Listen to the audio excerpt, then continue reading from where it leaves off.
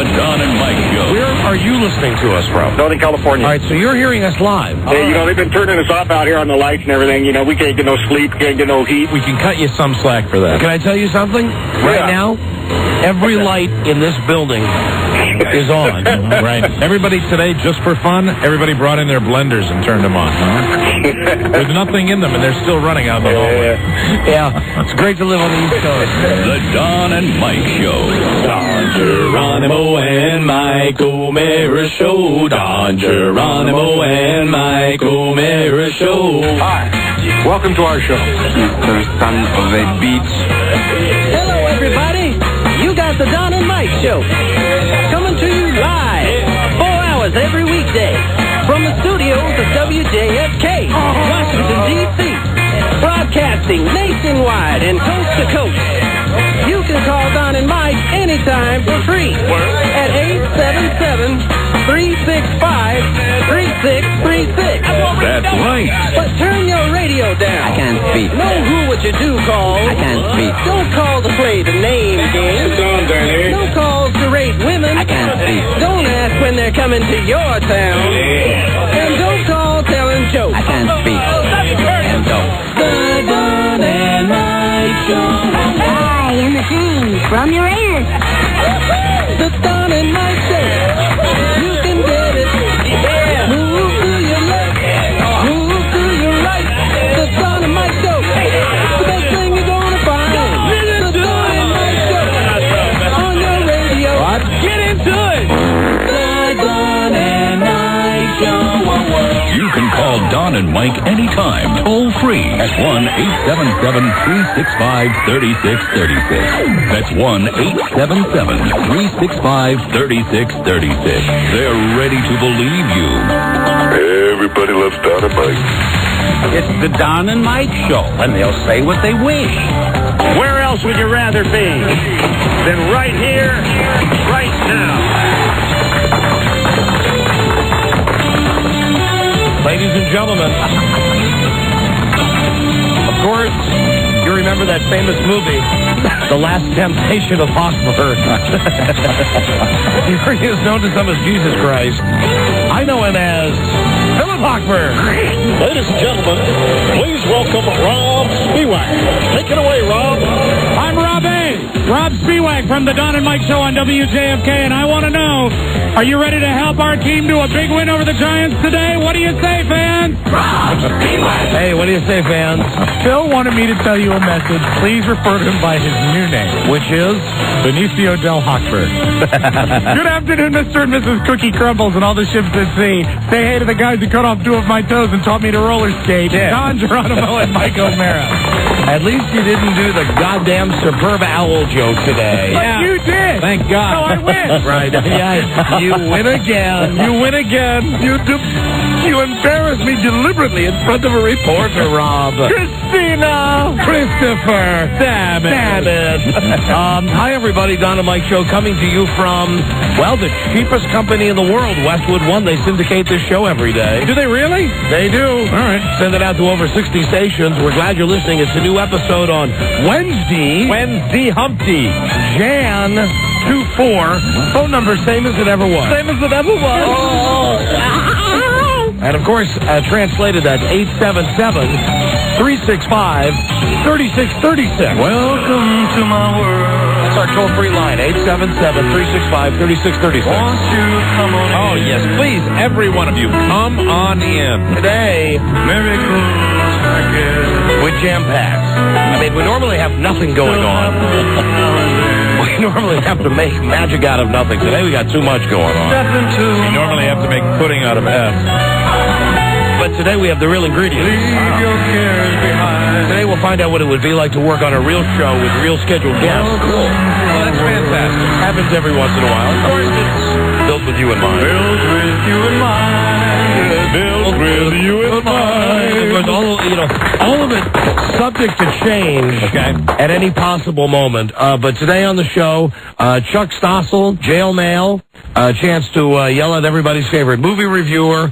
Also today, Leah Remini telling us about the CBS Plane of Stars going out out to the Super Bowl. Yeah, we can talk to her about her recent appearance in Las Vegas on Regis and Regis. Right. I don't think that she is invited on that plane, incidentally, to the Super Bowl. And the mayor of Baltimore today, Martin O'Malley. O'Malley will be joining us, and we're going to try to give him tips on what dumb bet he should make with Rudy Giuliani for the Super Bowl. Good. What's it going to be? Like a bushel of crabs? And a bunch of apples.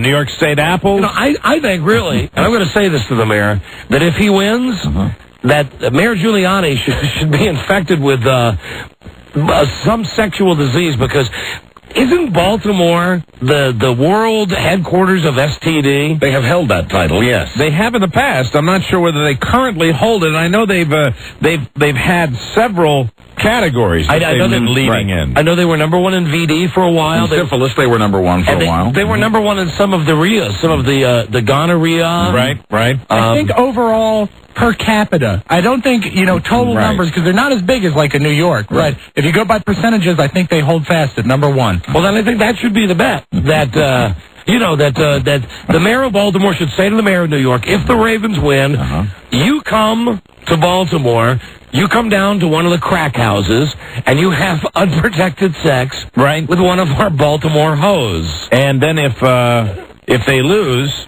then the mayor of Baltimore has to go up to New York and be mugged in Central Park. Yeah. I mean, a good old traditional New York thing. Fair. Yeah, because I know even though he's cleaned up the city, you can still probably find somebody to mug him. Oh, yeah, so we'll offer the mayor some deal like that today. Our lead story, though, has to be the fact that, ladies and gentlemen, complaining, bitching, moaning, threatening, it pays off. Shortly before airtime, Dom was presented with a gift. Look at that. That's right. I finally got them. They're pretty. Yeah, my Super Bowl tickets. Biggest sporting event of the year, and you're going to be there. Got it. Got them. Cool. After all that bitching yesterday, all Line 1 had to say yesterday was, you have my word, I'll make it happen. And we wouldn't have had that half-hour-long debate with him yesterday. That is true, but you have to give him his props now. And I told him that I would. And I told him I wouldn't bitch about the seats because I really don't care where the seats are. Right? They're not bad, right? Well, come on. They're where they always are. Sure. And again, I have no complaint with that. So thank you very much to the management team. That's good. For coming through on something they promised me like 6 months ago. So anyway, got the tickets in hand. There they are. You can breathe a sigh of relief. It's off to Tampa. Yahoo! Tomorrow night for the fabulous Super Bowl. And we'll have our Super Bowl show from Tampa Bay on Friday. Very good. You will hear that live on Friday and everything that happens. Now, the biggest story has to be those the last two guys of the Texas 7 that were caught at a Holiday Inn in Colorado Springs. Right. Shortly, very close to where they'd left their van. Very glad, of course, that they were caught. I mean, who's not? As a matter of fact, I think another guy that might be calling in today is John Walsh. Yeah. At some point, because he wants to thank everybody from America's Most Wanted for helping to catch the bad guys. Now, the FBI has been criticized, and I think wrongly so. Yes. For allowing these two douchebags to do a telephone interview with a TV reporter in exchange for coming out of the room. Now, I saw the guy from the FBI say, listen, these guys had like 15 loaded guns in the room. Yep. They're nuts. They're out of their minds. If they want to do a 5-minute interview, let them do the interview. Sure. Now, I'm most glad that they let them do the interview so that we could hear what these two guys had to say. These are the two fugitives. Because, well, listen, here... One was a rapist, and the other one was an armed robber, right? The first thought I had as I heard the tapes of these guys doing their interview was either one of them could have been a regular caller to a phone scan on this show. Yes, absolutely. I detected that in their voices. Now, my favorite, keeping in mind that they're both bad guys, and I hope they lock them up forever. Well, I think you're going to get your wish on that one. My favorite, though, is convict Don Newberry. And I'm going to play you just a very short snippet. Convict Don Newberry. Sounds like that Don Newberry could be a radio name. Because I want to tell you something. He's a man who makes a lot of sense. Let's listen to him now. I received 99 years. The same day I went to trial, there was a man who cut another man's nuts off during an aggravated robbery of a convenience store, and he got 40 years. I don't see how the system is actually working. You know, not since Ray Lewis was defending himself yesterday at the Super Bowl have I heard such brilliant logic. Right. That the reason that these guys are claiming that they broke out of jail is because they were given unfair sentences for the nature of their crime. Yes, and what he's saying is, I robbed a place and I got 99 years. Why, the same day, another gentleman robbed a convenience store and cut a guy's nuts off, and he only got 40 years. There's logic right there. Did anybody check on whether this guy that was saying this had any prior offenses? Because usually that's the way that works. You know, that's why you get the 99 years, because you've done it before. Listen to these guys. God damn. Listen to these guys. I had to make a statement. You know, it might as well be like this. Hello, Don and Mike Show. You're on the air. Our judicial system in the state of Texas has really gone to the pits. Yeah, you're calling us from Texas. Hi. What can we do for you? We're receiving 99 years for a robbery for $68. No wage injury. Caller, can you turn your radio down, please? Injured. There's no proof that a gun was not listening to used in the robbery other than an unreliable witness that picked out. No, we don't do it at the top of the hour. Everything before was created a statement through information of my priors and everything else that apparently the prosecutor had given to him, which is strictly against the law as well. Have you written a letter to Charlie Stossel? What is the point of this telephone call? We have a Texas Ranger. He admitted in trial that the evidence was tainted, yet I received 99 years. Well, which member of the Texas Rangers was it? Was it Nolan Ryan we're talking about? Was it Pudge Rodriguez? Certainly couldn't be A-Rod. He just joined the team. The same day I went to trial, there was a man who cut another man's nuts off during an aggravated robbery of a convenience store, and he got 40 years. Hey, listen, douchebag. You're talking to us. Right. Okay? It's Don and Mike. You're talking to us. Come on, get with the program. I don't see how the system is actually working. Well, you just got to figure out. You're screened and you get through. I mean, it works that easily. Mike, the same caller is on the line again. He would like to talk about rehabilitation. Hello, Don and Mike Show. You're on the air. I don't hold it against the administration or the officers involved in what we're doing. I've done crime. I need to receive, got to face the music.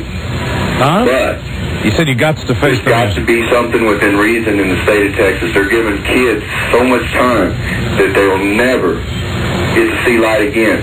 Their life is gone. Yeah. Now all they are is a roach in a cage. Things have to be changed. There needs to be more rehabilitation in the system down there. Yes, there needs to be more rehabilitation in the system. Wonder if he's going to be a hero when he gets back to the prison. They probably won't put him where he was before. No. Couldn't even go to college. Oh, no, you can't go to college. And it's too bad because, man, TCU, Texas A&M. Sure. They were lined up with this guy with scholarships. He could have been a white-collar criminal. Come on. Where's the rehabilitation when you can't even help yourself? Okay, and there you go. The other guy, here we go. Here's the other guy, Patrick Murphy Jr. I mean, these guys, they don't sound desperate to me. These guys are such friggin' hillbillies. When you were in Woodland Park, obviously, the Texas 7, America's Most Wanted, your pictures are up everywhere. Oh, and instantly, this is a reporter who thinks that now... Oh, his day is made. He thinks he's going to be like on Dateline NBC, that someone's going to call Stone Phillips and fire Stone Phillips now. He will get a break out of this. You know he will, absolutely. How exactly did you blend in? What kind of... You were up there several weeks. How did you blend in? How did you, hide, try to be a sort of chameleon within the community? Well, that was rather, we joked about it often, but this is really just by downplaying ourselves and changing our hair color and such. And incidentally, if you want to downplay yourselves, dye your hair platinum blonde. And such. and such. The only thing they could have made this more like a color video. We dyed our hair and whatnot. And blonde or so. Now tell me, you're talking about the fact that you were changing your hair color and such, you're trying to blend in. What exactly was your day-to-day like? Obviously, it's going to be a lot difficult different for you than it would be for me? Hey, there you go. There's a great question. Yeah, he was not too under pressure. You can imagine the pucker factor he had. Jesus. Day-to-day life was, Thinking about that reporter now. We tried to remain as calm as possible at all times, but vigilant. Calm but vigilant. Have you? How about if the reporter really blew it? And he'd say, "Okay, have you thought about the fact that when you do eventually, after this interview is over, give yourself up that you might die?" Oh, I'm sorry. Oops. Oh, my bad. It'd be difficult to get into that right now. Now, many times we had talked to several people in the Woodland Park area, and they had said that they had seen many of you out in the community. They had said hi to you. Obviously, they had also said the fact that you attended Christian meetings, that you tried to blend into the community. Did they really? A little bit about that. Yeah. Okay. Yes, we attempted to be as friendly and Okay, wait a minute. Hold on. Yes, we did break out of jail, and we did kill a police officer, but then we dyed our hair, and we attempted to be as friendly as we could with the local citizenry. They played loud Christian music in their trailer. Why? One man... What a friend we have in Jesus. One man robbed a convenience store and cut another man's nuts off. He only got 40 years. He got 40 years. And as neighborly as we could. As far as the Christian meetings were, that was only one man. And he was the man who committed suicide. That was part of the cover, I guess you could say. Yeah, we were trying to. He was trying to pass us off as a church work crew traveling around. Jesus. I am an evangelist. We would like rehabilitation. A church work crew with blonde hair. It looked like a bunch of pro wrestlers. I received 99 years. The same day I went to trial, there was a man cut another man's nuts off during an aggravated robbery of a convenience store, and he got 40 years. I don't see, where's the justice in that? Right. So is that the going rate? 20 years per nut? I think so. Okay. See how the system is actually working. There he is. Yeah, there they are. Himself, whatnot, or so and such. There they go. We were trying to be neighborly and such. Well, kudos to law enforcement for getting all those guys. Bravo. Got every one of them. Good job. Really, I didn't think they would. After a couple of weeks, I didn't think that they'd be able with that many guys. Well, listen how stupid these guys are. Yeah. I mean, if anything, I fault the police for not catching them earlier. These guys are so dumb. It's an American tragedy, Don. American tragedy. Well, there's another fellow the same day. Robbed a convenience store, cut a man's nuts off. And now I know that I took the revolver and I stuck it in the person's face, but he really cut the nuts off. Yeah. Why did I get 99 years? Where's the rehabilitation? Right. Pattern nowadays. I can't go to college. Yeah, that sucks. So that's why we broke out of jail and killed the police officer. Thank you. Yeah, we're doing it because kids now, they get put in jail and they're like roaches in a cage. And all they've done is commit a major felony. Where's the rehabilitation? I mean, you owe me. I know that I don't know. Cut his nuts off. I received 99 years. The same day I went to trial, there was a man cut another man's nuts off during an aggravated robbery of a convenience store, and he got 40 years. I don't see how the system is actually working. Well, hey, excellent point. There you go. Touche. Game, set, and match. Well, maybe he'll see how it's working when he goes back there for the rest of his life. All right, they got him. And I'm not even as pissed off at those guys as I am at stupid Ray Lewis. That, I watched part of his press conference yesterday down Saw a little of it myself, yes. But now that I'm reading the quotes from Ray Lewis, I'm getting even madder. Sure. Well, I don't blame you for getting mad. I mean, even if...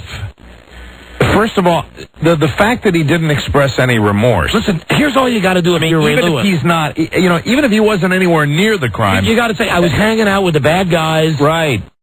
I didn't tell the cops everything that I knew. I'm real sorry. That's all, and then it's over with. Yeah. But if you're going to go in with an attitude, it's going to suck. Here we go. All the off-the-field, these are all quotes now from Ray Lewis. All this off-the-field stuff, I don't have to deal with it. Jesus didn't please everybody either. Oh, boy. I mean, Jesus was spit on and lashed at, and he hung his head and never said a mumbling word. So what do I have to say about two people who still think I murdered two people? Jesus. Yeah. I mean, no pun intended. You know, the fact is, I mean, he was there that night. Show just the tiniest bit of remorse, and just be, you know, I'm trying to move on with my life. Instead of, what was he saying, something about the mayor of Atlanta and the fact that they were trying to get him and the whole... Yeah, they were trying to get him. Yeah. He was not convicted. He plea bargained. Right? Hold on, here we go. Wait a minute. You should be mad at the mayor of, yes, I'm blessed. Yes, I'm black, but let's find out the real truth. The real truth was never about these two dead kids on the street. This was about Ray Lewis. And that's not right. Don't be mad at me. The people to be mad at are the prosecutor, Paul Howard, and the mayor of Atlanta. And the people who never cared at one time to find out who killed these people. They said, we're going to get Ray Lewis, but Ray Lewis was never the guy. You know, first, besides breaking the first rule of never speaking of yourself in third person. Exactly. You know, just eat a humble pill. You know, really, and it's not hard to do. I mean, you are blessed. You were giving your life back. You're making it to the Super Bowl. You're playing the game at the highest possible level. It's time to, you know, and even if you don't believe it, you just BS it. If you're mad at the world, just pretend you're not. I don't know who's dumber. If it's this guy right here. I received 99 years. The same day I went to trial, there was a man cut another man's nuts off during an aggravated robbery of a convenience store, and he got 40 years. Right. I don't see how the system is actually working. I don't know who's dumber, that guy or Ray Lewis, for saying Jesus didn't please everybody either. Jesus was spit on and lashed at, and he hung his head and never said a mumbling word. That's worse, I think. You know, if you're leaving a party where two people get stabbed to death, that's what you want to do. You want to compare yourself to Jesus. You know, the last time I checked, and, you know, admittedly, I haven't read the Bible front to back in a long time, but I don't ever remember Jesus getting into a Lincoln Navigator wearing a gigantic full-length fur coat. Yeah, I don't think that happened. I don't ever remember Jesus at a press conference wearing his hat all crooked. Yeah, you know what's amazing to me is the fact that for whatever reason, he did go through the process. You know, he wasn't convicted of this. He did plea bargain. You know, and I think he plea bargained to obstructing justice. That was one of what he pleaded guilty to. He didn't tell the cops the truth. So, I mean, he is, in a certain way, pleading that he was responsible for obstructing the investigation. You at least come out with remorse and say this has been a tragedy. Right. But you don't sit there and run down everybody else. It's time to take a little personal responsibility. And it's the coach of the Ravens, who's just as bad. He's an a-hole. The guy who got up the day before. And then I'm going to tell you why this guy did this. I'm going to tell you, I don't know Brian Billick. I don't know Ray Lewis. But I know how this guy Brian Billick thinks. He doesn't give a rat's ass about Ray Lewis as a person. He's just like that guy from Green Bay that called us yesterday about Chewy. He stands up for Ray Lewis because Ray Lewis is the best football player on defense in the National Football League. Right. So what Billick does is he stands up yesterday and he says, we're not going to address the topic, or on Monday, I guess, of Ray Lewis. And furthermore, shame on everybody in the media who's made this the story that it is. Yeah. And here's what he's trying to do. It's two-part. In first part, he's trying to take some of the pressure off Ray Lewis, and put it on himself, which is what a coach is supposed to do. And second, he's doing it so that the Ravens win the game. Right. He's doing it so that the Ravens have that bunker down mentality. Oh, and you know something? He's doing it brilliantly. And so the Ravens think it's us against the world. I couldn't agree with you more on that. Look at all the members of the media crowding around poor Ray and hounding poor Ray. Yeah, poor Ray. You know, they're not giving us our respect respect. Oh, nobody likes the Ray. Look at that poor Ray. I'll tell you one thing that the coach and Ray Lewis have done wrong, though. If they wanted this to go away, they could have handled it in a different way. And I think you're absolutely right. I think Brian Billick is somebody that maybe doesn't want this to go away. I think he doesn't mind the fact that, hey, it's us against them. They all hate us. We're going, I can't think of a better attitude to go into a major contest in the NFL than with the attitude that we are the badasses. We are the guys that everybody hates. Nobody likes us. You're going to feel like Superman. Yeah. It doesn't win football games when you go and going, hey, everybody likes us. And I guarantee that if, I don't know whoever the third-string quarterback for the Ravens is,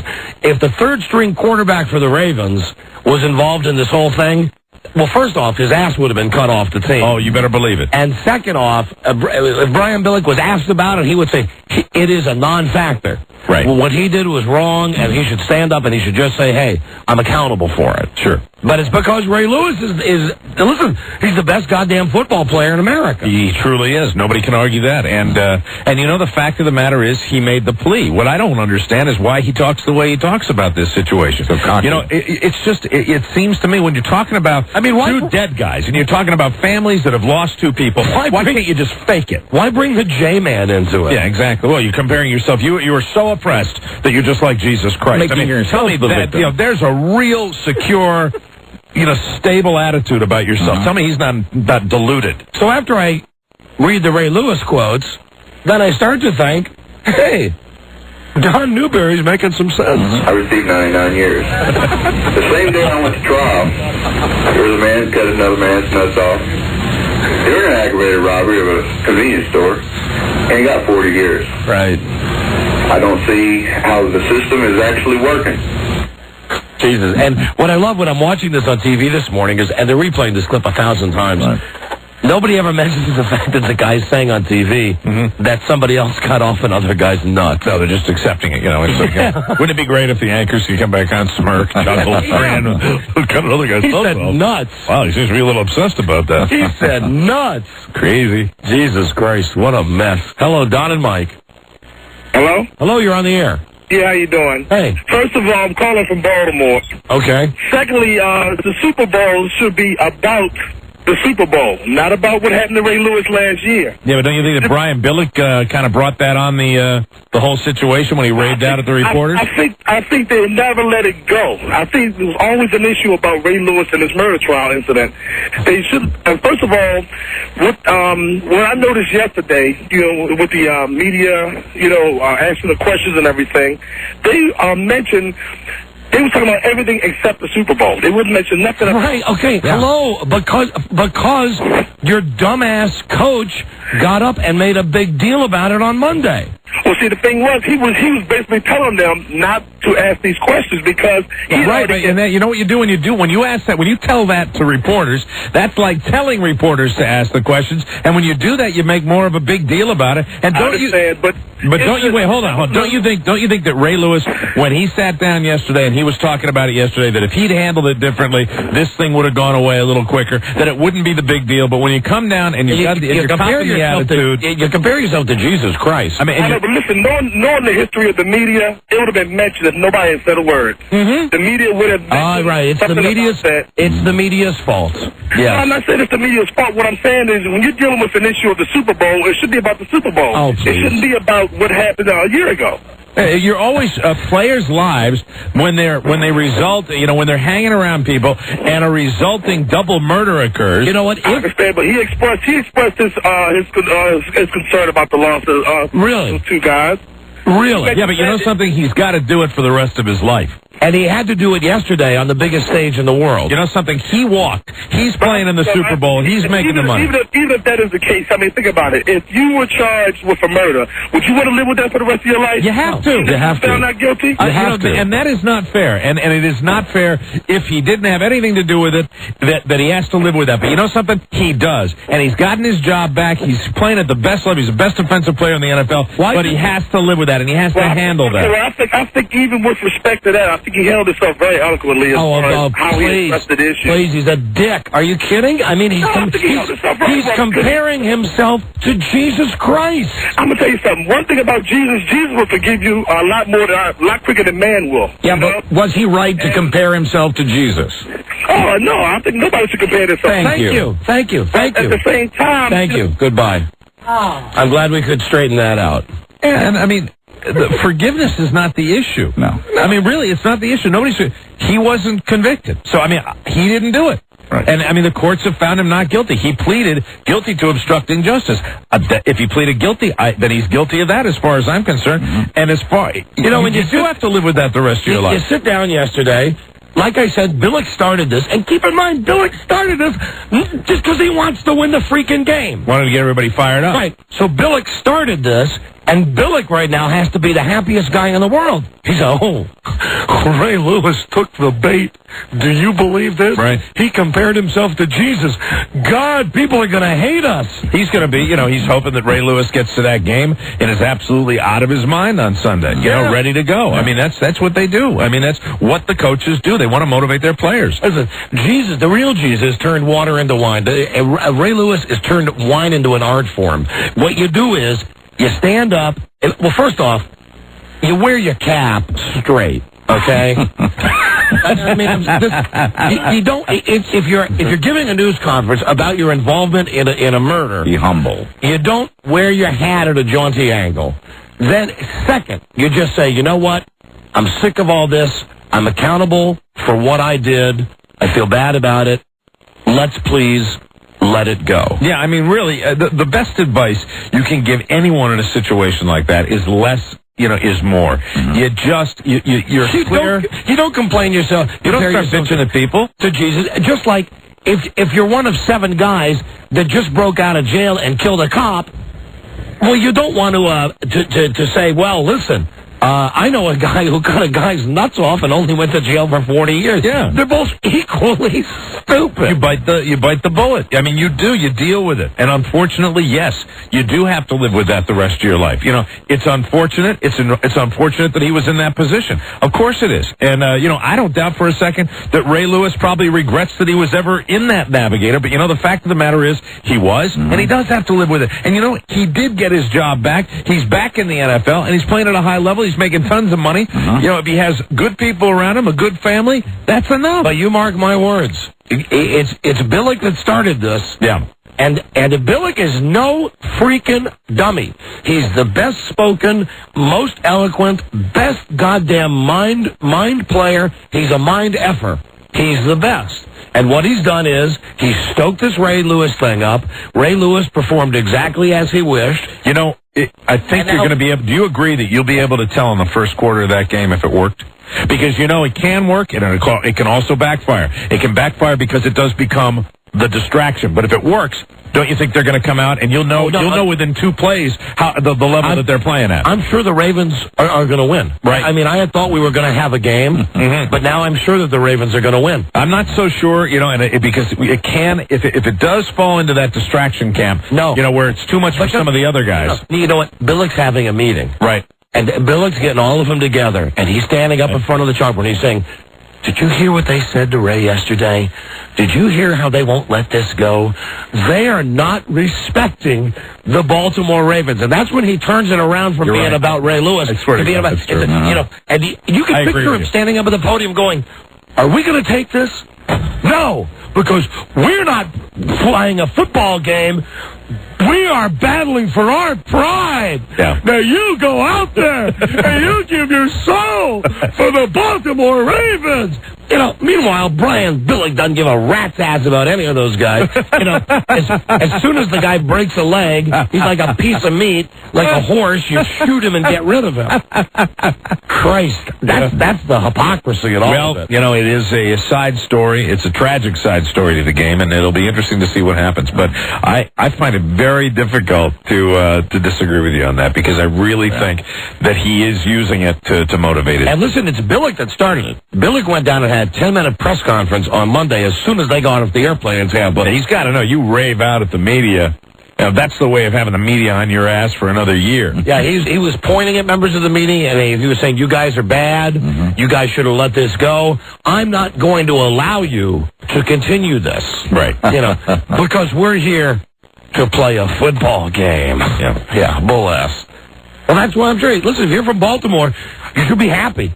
Yeah, you're probably going to get a win. It's a lock. The Ravens are going to win. Yeah, it's like when, when it's a different version of it, but it's like when some player trash talks during the week and they put it up on the bulletin board. It's the oldest thing in the NFL. Yeah. And somebody's, saying, hey, these guys are criminals. What a great way to motivate a team. They call us good. They disrespect us that way. Absolutely. Right. Football players buy into all that stupid stuff anyway. Like, are they going to come into our house? How many times have you seen the NFL films? They're like, no, nobody comes into our house. This is our house. That's out of Rudy. Yeah, well, no one, and I mean no one, comes into our house and pushes us around. Yeah, well, it's goddamn ridiculous. Yep. It really is. So anyway, there you go. That's what I got for you today. Oh, and well, as long as we're on the topic of disturbing stories in the news, Rob brought this story to my attention. I can only think because he has a young child, and perhaps he's looking for some guidance as to the raising of the child. Very good. Miami couple who disciplined their 11-year-old son by ripping off his toenails. Oh, my God. Dropping a sledgehammer on his feet and making him eat his own vomit. Holy S. Will spend the rest of their lives in prison. Well, that's good. Jesus. Here you go. Thanks, Rob. What are they blaming it on? How are they not accepting personal responsibility? Right. They said that if Jesus had done it. Yeah, no, right. I'm kidding. Exactly. Yeah. And they said, well, we heard about another man who cut off his son's toes, not just the toenails, and dropped a sledgehammer on both of his feet, and not only made him eat his puke, but made him eat his BM. Oh, my God. Now, that's how Goofus parents kids, not how Gallant does. And they're going away for life? Yeah, they're put away for life. All right, good. Haven't we had this discussion? I always thought it was Goofus and Gallant. I think we have, and I don't remember what was resolved. How did you stand on that? Was it in Boys Life magazine? I think it was in Highlights, the gayest magazine of all. But I used to read it at the dentist's office. Right, the doctors get it. My daughter loves that magazine. Okay, well, it's different, but I guess she's a young lady. Yeah, I suppose maybe it's kind of better for ladies. Well, I was a boy, and I would read it in the dentist's office. Was that the one where you had to find something? No. Goofus and Gallant was like a cartoon strip where there were two kids. Goofus always would do something bad. Goofus and Gallant. Gallant. I thought it was Gallant because he was like... Well, I think you can say it either way. Well, obviously... So you say like foyer and foyer. Goofus was the kid who was always getting in trouble. Right. And Gallant or Gallant...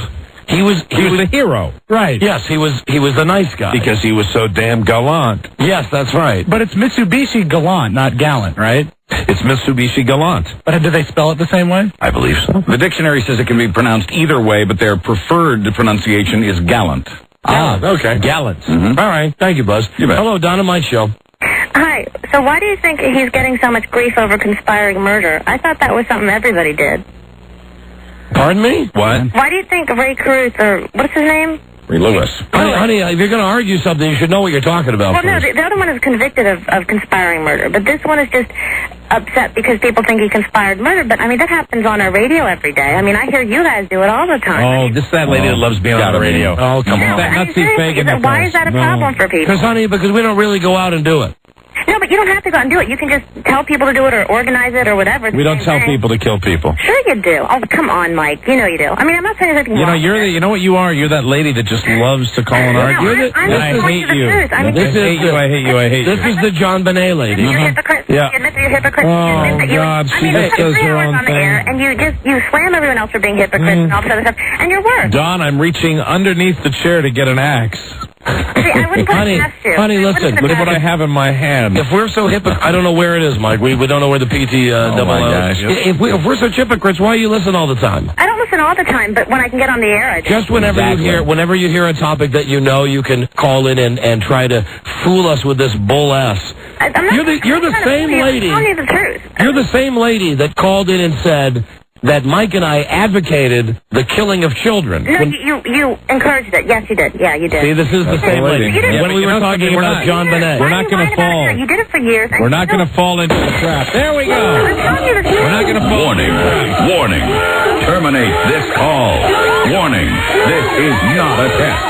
This is the potential tedious argument alarm system. Right. The caller has activated the PTAA, indicating we all know you're better. We all know you'll beat them. And we also know you're an asshole. Call terminated. Thank you, and good day. You're welcome. Best piece of technology we ever installed in the studio. And she's a pro. Yes, she is. Yeah. She's just some lonely bitch out there. Yeah, talking about desperate. Who can't get anything going between her legs. So she just, she likes calling this show when she thinks that she can, get our motors going. Yeah, she has no real agenda either. I mean, it's just simply to get us going. That's the goal. Please. So it's not legitimate. And when it's not legitimate, it's no fun. Right. It's no fun to argue with somebody if there's not a legitimate call. Hello, Don and Mike Show. Hello? Oops, what am I doing? Somebody hit the delay? No. I hope not. Hello, Don and Mike. Hello? Yes, I had a song to play for you I think you both might like. All right, go. All right. Oh, not the Macarena. Timely. Sitting in my house and I know that I'm alone. Feeling kind of horny, got a tingle in my bone. Going grab a pants out to one with Sharon Stone. Hey, masturbator. Okay, all right. It would have been funny about 2 years ago when that song was out. Absolutely. Still gives us a little chuckle. Hey, masturbator. God! Hello, Don and Mike Show. Yeah, I'm a gentleman from Texas. Now, there's a quality cell phone right there. What? Oh, right. Hello, Don and Mike Show. Yeah, Lisa said she was going to call me back. Well, she must have been lying. Yes. Okay, thank you. Aye. Thanks, Mr. Patience. Bye-bye. Bye-bye. He was waiting. Hello, Lisa said she called me back 8 seconds ago. Don and Mike Show. What's up, guys? Hey, how are you? All right. Just want to say, great show. Oh, thank you. Always loved it. Always will love it. Appreciate it. Thank you. Thanks for giving yourself up. Thanks. Bye-bye. Hello, Don and Mike Show. Thank you. Hello. Hi, I just called to see if I could get through. Toodaloo. Well, thanks for that. Okay. And thank you for giving yourself up. It's 2 in a row. The last guy was even better. Yeah. Thank you. Well, let me take another one. Hello, Don and Mike. I received 99 years. The same day I went to trial, there was a man cut another man's nuts off. During an aggravated robbery of a convenience store. And he got 40 years. Right. I don't see how the system is actually working. Okay, thank you. Hello, Don and Mike Show. Hey, I'm calling from New York, and I wanted to guess the secret sound. Oh, no, we're not even, we're way on something different right now. Oh. Now we're doing What You Got In There. You're going to love it later on tonight in New York City. Listen tonight. Thank you, Don. Can I play the game, though? No, sorry. I mean, please. No, I'm sorry. We're doing something totally different than the secret song right now. Please. We appreciate the fact you listen. We appreciate it. Keep listening. I'm not going to listen if you don't let me play. Okay. Oh, well, then F you. F you. Okay? Well, F you, too. All right, F you. Bye-bye. All right. F you. Another friend made. Bye-bye. Akfe uye. Okay, idiot, eh? Hello, give me 4 more. Hello, Don and Mike Show. Rob. Hello. Who's on? Hi, we're doing great, thanks. I've been on vacation, and I just overheard that you guys are back on in New York. Did you guys go back on up there at night? Yes. Yes, the situation was worked out to our satisfaction. To your satisfaction, but are you still there with the delay? Yes. Yes. Okay. So you caved on that, but you got something else? Yes, that would be it. Absolutely. Frankly, it's none of your beeswax. You're right. It's not. I was just curious. Thank Are you happy that Are you happy that we're on there again? Yeah. When I go up there on business, it's nice to hear you. Okay. Yeah, but I don't believe you. I think you're a troublemaker. I am not a troublemaker. Just curious because I was gone. Okay. Well, yes, we are back on WNEW. All right. Great. Thanks, guys. Thank you. Bye-bye. And incidentally, I got my Super Bowl tickets. The kind of guy would be happy if he said, "No, we're not on and we're quitting next week." Hello, Don and Mike Show. I've had like 1 million people say to me, because, and we can't talk about what's going on WNEW. That's part of the, that's part of the agreement. I know that they're writing about it in the New York Post, that it was a stunt. And this is the problem with Jeremy, who is still just a daft prick. That they say to Jeremy, was it a stunt? And Jeremy says, no comment. Okay. Now, I want to tell you something. He is the worst guy for us. I want to tell you something. Honest to God. And not only about us, about Leslie's show as well. Jeremy Coleman is not bright enough to pull off a radio stunt. He's not bright enough. Right. He's not bright enough to get... hold on, who's on the hotline? Hello? Hi, it's Craig in New York at WNEW. Okay, hold on, please. Who was that? That was Craig. Well, Charlie, pick that up, please. What the hell's that? Hey. Let me tell you that he's not bright enough to come up with a radio stunt. Yeah, exactly. Okay? So I think he says no comment so he can look scary smart. Yeah, so that the guy in the New York Post writes, well, this was all just a stunt done for ratings. I've had a bunch of people say to me, man, I thought you guys had balls. I thought you guys, I thought you had standards. Well, hey, there's behind-the-scenes stuff that we can't talk about. Mm-hmm. We're back on because we're happy. Yeah, and, when people say, did you cave? Well, no, we didn't. I mean, is it to our satisfaction? Yes. Did we go back on in that time slot that we didn't want? Yes, we did. Did we make some progress with management on certain issues? Yes, we did. Yes, we did. So we're happy. And besides, they had no time slot open to move the show to. So what can we bitch about? So that is that. But for whoever's writing in the New York newspapers, please, I urge you. I don't care what you write about us or what you write about the radio station, but for God's sakes, don't give Jeremy Coleman credit to think that he could actually sit in a room come up with a giant scam like this, which incidentally has only made him look like a bigger idiot than he already is. Absolutely. Okay? He is a dope. He is a grade A dope. And that radio station was a radio station 2 weeks ago spinning hopelessly out of control. Absolutely. It's like one of those satellites that crashes to Earth. Because Jeremy doesn't have a frigging clue what he's doing there. Mm-hmm. And I got even more pissed when I read the New York Post, and the whole headline says, WNEW done for ratings stunt. We asked Jeremy Coleman, was this a stunt? No comment. And a print guy got something wrong? Well, no. That's unusual. I'm going to take the side of the print guy. Yeah. Because it was a direct quote from Jeremy. Incidentally, for my money, you've been doing that way too much lately. I have no comment. Taking those print guy sides way too much. No, it's not taking sides. It's what it says. Jeremy Coleman said, quotation marks, I have no comment. Just remember, okay? Print guys, just like the Nazis, in World War II, the program directors, just like the Japanese army in World War II, all right, okay? I'm with you. They're both bad guys. They're both the enemy. I'm not taking the side of I'm not saying reporters are good guys. They're not. You're right. They're evil. They're scum. I'd just like to remind you, that... And I'd like to remind you that just a few weeks ago you said Jim McClure was your friend. You caught me on that. Okay, so we're both. You'll never let me forget that one. And you'll never let me forget that. How foolish I was. That's why we will stick together through thick and thin, because we hate everybody. There you go. We hate everybody. I go to bed every night thinking about that line about Jim McClure. God, what was I thinking? Stupid thing to say. My friend. Could you picture really if Jeremy Coleman was sitting down and goes, all right, now here's the grand plan for WNEW. We're going to have a mass walkout by a couple of our shows, and we're going to go for 2 weeks with no real schedule at all. And then, when everyone's wondering what's happening, we're going to come up with the exact same lineup that we had on 2 weeks ago. Brilliant, Jeremy. Yeah. Yes, capital idea. Brilliant. You haven't done that kind of thinking since your days in London. Right. He has trouble zipping up his pants and tying his shoes in the morning. Jeremy has trouble turning his radio on to pick up the station.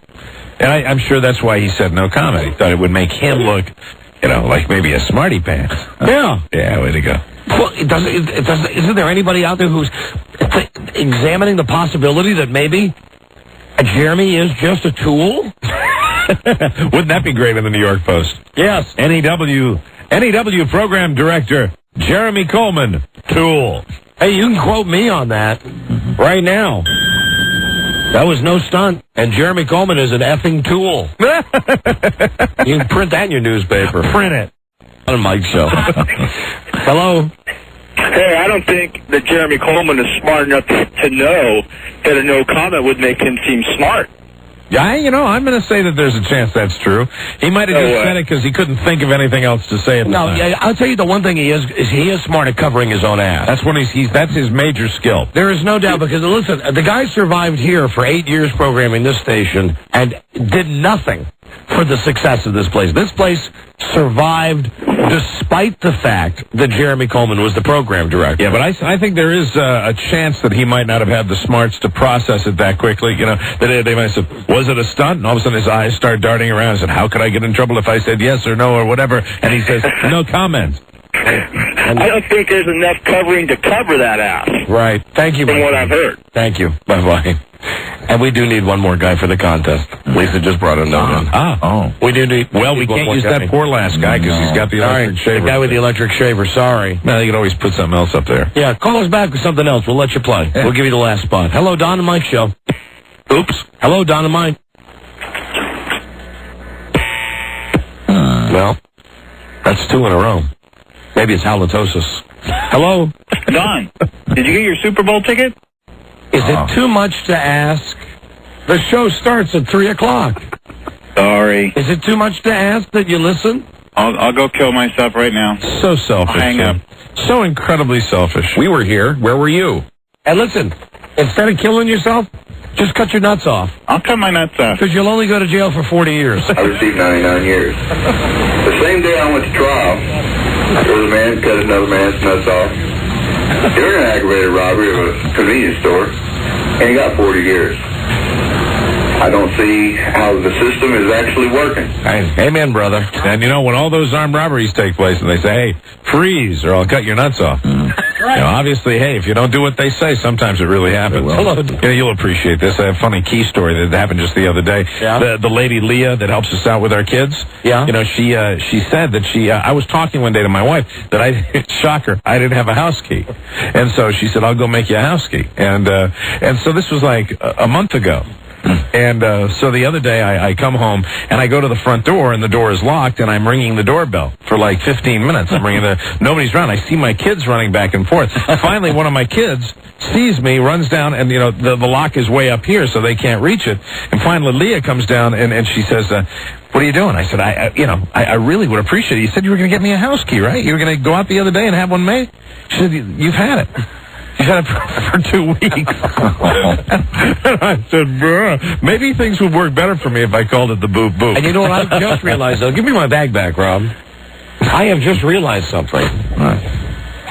That as I go through my key ring, right, I have a key to my wife's car on my key ring. Yeah. So if I want to open my wife's car, I don't have to say, where's the boop boop? Where's the boop boop? Yeah, but you can't do it with that keyless thing.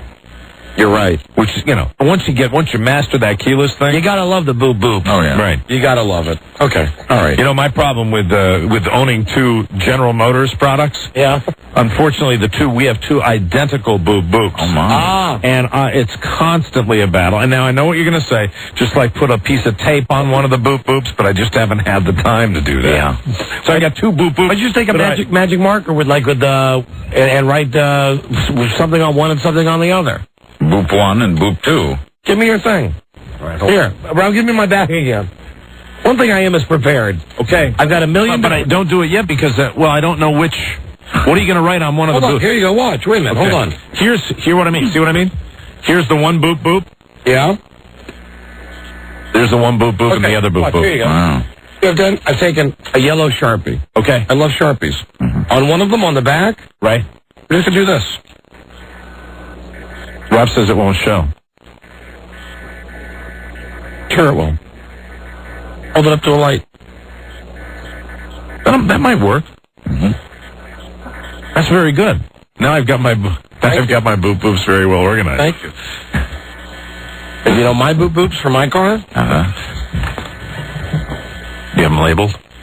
Come with numbers on them. Do they really? Wow. Do you see number 1? No, I didn't. Let me see. Look at it. Look at the back of it. Very fancy. It says number 1. Oh, that is. See? Hey, General Motors, though. Because now I know that best of all. That's my boop boop. What, Rob? You need to see it? Oh, that's cool. Yeah. I have a question. Yeah.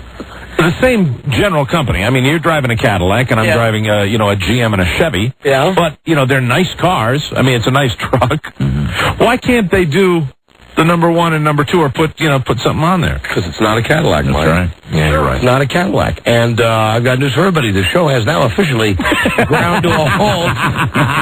As a matter of fact, I'm just getting word that the show is now officially moving backwards. Very good. Wow. Fantastic. Because of the boop-boop discussion. Yeah, so we better change the discussion right now. Oh, I know what I want to play for you. Hold on, real fast. This will get the show back on track. Great tape. Anybody know who Judy Garland is? Okay, in case you don't know. Does anybody know? Mike, come on. Some people don't know. In case you don't know. Silly question. She was Dorothy in The Wizard of Oz. Right. She was more than that, Don. She was a great entertainer. And she's Liza Minnelli's mom. Mm-hmm. Right. And she was pretty effed up at the end of her career. And we got a great tape of Judy Garland raving out at the end of her career. Wow. This is more like a Mommy Dearest tape. Oh, good. Than any of the Mommy Dearest tapes from the movie. But a real one. This is the real, feeble Judy Garland. We'll debut it for you now. I'm mad. I am mad enough. And yet still very self-conscious that I'm going to write a book. And I'm going to talk. I wanted to believe. And I tried my damnedest to believe in the rainbow that I tried to get over, and I couldn't. So what? There she is. Absolute. That is one effed up lady right there. Yeah. Sure is. I received 99 years. The same day I went to trial, there was a man cut another man's nuts off during an aggravated robbery of a convenience store, and he got 40 years. I don't see how the system is actually working. I'm mad. I am mad. Starting a conversation. And yet still very self-conscious that I'm going to write a book. And I'm going to talk. I wanted to believe. And I tried my damnedest to believe in the rainbow that I tried to get over, and I couldn't. So what? Fantastic. Which brings me to the next point, which is Elizabeth Taylor. Right. Yes. And have you heard how they are trying to cover this one up? They're spinning this like a little bitty top. They're spinning this like a dreidel at Hanukkah. Now, anybody who saw her knows that she was effed up during the Golden Globes. And listen to this lame excuse. The legendary actress began to open the envelope to announce the winner, Gladiator, without reading the nominees. She appeared so disoriented that Dick Clark went on stage and pointed to the teleprompter where the nominees were listed. A spokesman for Liz Taylor said Liz Taylor didn't realize she was supposed to read from the teleprompter. They didn't ask for a rehearsal for her and said they'd tell her beforehand. But they really didn't, in my opinion.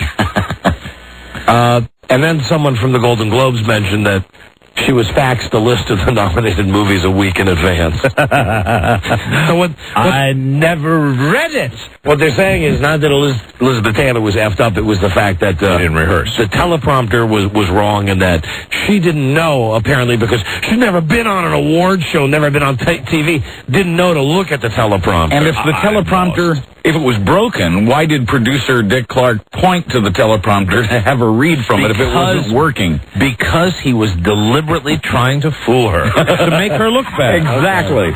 He's an evil man. People don't realize that about Dick Clark. We got a break. I love that Judy Garland thing. Yeah. Damn it, I love that. I was looking for the rainbow. So what? Now let's do the secret song, okay? Give you a chance to win $500. Phone number 877-365-3636. Be the 100th caller right now. This is the Don and Mike Show. Peggy. I can't go. I won't. Not after what he said about Lady Bird. Oh, Hank, come on. Now, Min and I just made up. We have to go. And if you stay home, people will think you don't like Con just because he's Oriental. That is ridiculous. I hate the man because he's rude and nasty. Not because of what his people did to us in WW2. Well, Hank, I know that. But everyone else, they'll say Hank Hill is a racist. What the hell kind of country is this where I can only hate a man if he's white? Hank Hill, You will go to that party, you will pretend to like con, and you will drink until you actually do. Proudly, down to only 2 herpes pills a day. Don Geronimo and Mike O'Mara. You know why? Yeah. Because A was a hassle, man. A tremendous hassle. Actually, 4 a day. I take 2, Mike takes 2. But it's down from our previous total of 16 a day. 16 a day was totally unmanageable. I mean, really, I'd rather have the lesions. I mean, our watches were going off constantly. Absolutely. Our alarm watches would be, well, why do your alarm watches go? Well, we got to take our herpes pills. Yeah, and then back then when there was that time before they discovered this 2 pills a day thing, and we were always having to take the 16, then we just went off the 16 altogether, and we were walking around. We looked like we just ate jelly donuts. Yeah. We looked like Colleen's legs from Survivor. It was really embarrassing. Hello, Don and Mike. Hello, I must be caller 100. Yes, you must be, and what is your name, please? My name is Tim. Who? Tim. Oh, with a Tim. T. Tim, gotcha. Tim, where are you from?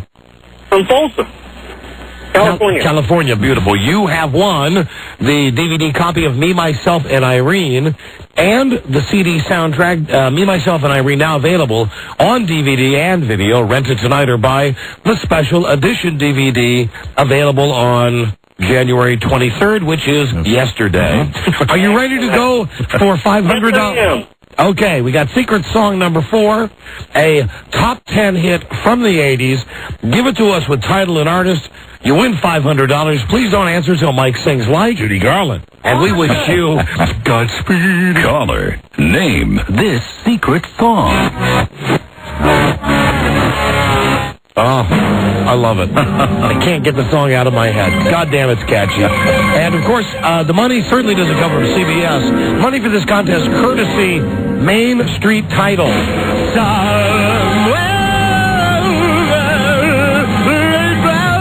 Yeah. Okay. Thank you. Yeah. Oh, yeah. Yes. So what? Birds fly for $500. What's that song? I'm going to guess Janet Jackson, No Control. I'm going to guess no friggin' way. But yeah, thank you. Thank you, I had though. to come up with something, didn't I? No, you didn't, and for that we thank you. Good job. Okay, excellent. Please don't forget that every guess is a clue for you. Now, Charlie Stossel is here to talk movies, and we have some jail mail for him. But before we bring him in, it's almost unheard of to promote something on another radio station in town. Yeah. But I want to promote it now. Hey, and Rob, the fanfare I want is that dun dun dun dun dun dun dun dun dun. Okay. This is very exciting. Because there's a disc jockey that we've goofed on for years, and the good people of Washington, D.C. have never really experienced it.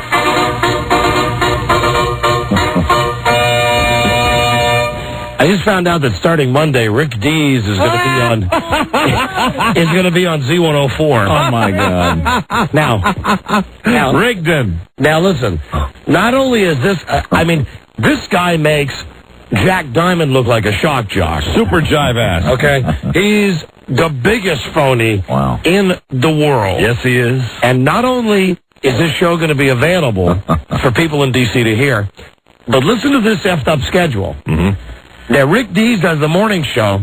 I used to work at the same station as this guy in Los Angeles, Kiss FM. Right. 15, 20 years ago, he's still working at the same station. He's doing great there, but, he's on the West Coast. He does a show 6 to 9 a.m. on the West Coast, which means that if the station in Washington, D.C. is going to run his show, what they're going to be running is a tape of the previous day's show. Nice. Meaning that on Monday, when Z104 starts to run his show, they'll be running the show from Friday. Are you ready for the great weekend? Are you ready for a super weekend? Ooh. Who do you think will win the game? The Ravens?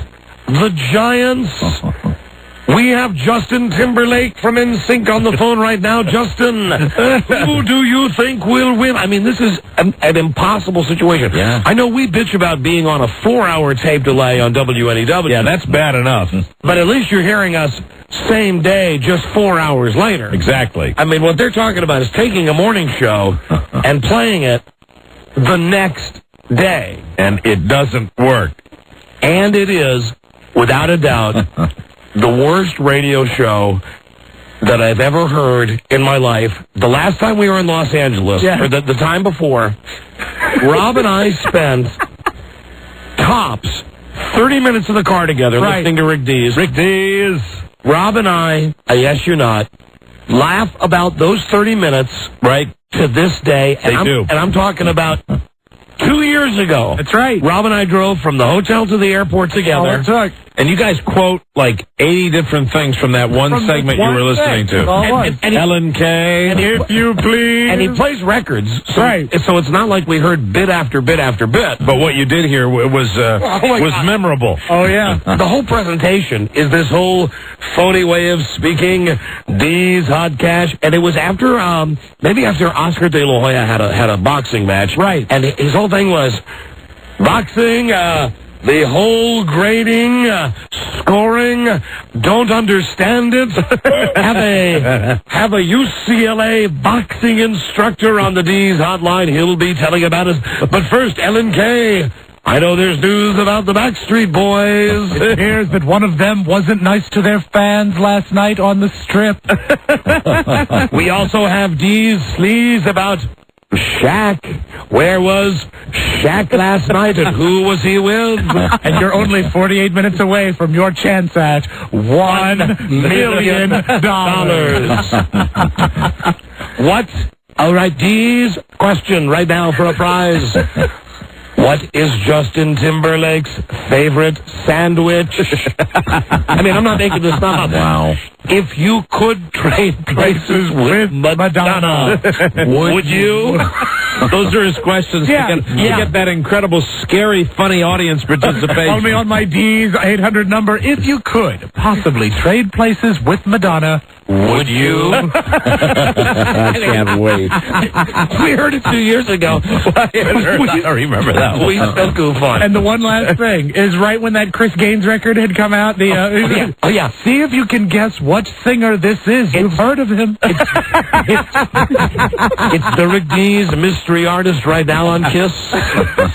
Rick Dees in the morning. I guarantee you've heard of him. He wrote the book on Jive Ass. He did. He truly did. He's the worst. And I imagine the person that's assing bricks today is Jack Diamond. Sure. Because Jack Diamond has loosely based his show on copying everything that Rick Dees does. That homogenized, type of watered down, super syrupy, phony crap. I about bust a gut today when I got a friend of mine who works at that station called me up and said, hey, they hired a new morning jock at Z104. I said, really who? He says, Rick Dees. I said, you're asking me.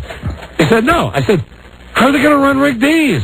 He said, they're going to time shift it from one day to the next. The following day, if you please. That's right. Wow. Rick Dees in the morning. I want to say good morning to everybody in Washington, D.C. Hey, how about that? And I bet what they have him do is he'll probably have to come in like an hour before his show and cut stuff just to be around on the station in D.C. Like, Rick Dees, hey, great Monday on the way. How you doing? It'll go through all the days of the week. Super Tuesday to you. How are you? Dees in Washington. They'll play that over the records. And what a little help out to you Beltway bandits, if you please. And that's the big thing. If you please. Write down some Washington, D.C. relatables for me, please. If you please. That's coming up along with Captain Joe from the Trafficopter. But first, Ellen Kay. If you please. If you please. And he's been doing it a long time now. If you could trade places with Madonna, would you? Would you? Call me now on the Dees hotline. Dees Hot Cash. Dees Petroleum Jelly. Woo! He's the biggest jive ass in the world. Great. Oh, God. It's so good because we've goofed on him for years. Right. And people in D.C., and as a matter of fact, since we're not heard in Los Angeles, people in all of the markets that we broadcast to have never heard him before. Right. I mean, maybe you've heard his weekend show. He does like a Casey Kasem show. Yes, he does, absolutely. But that is slickly produced, and even though he's being Rick Dees on that. Yeah, you don't get the real guy. No. The real phony guy. Rick Dees in the morning.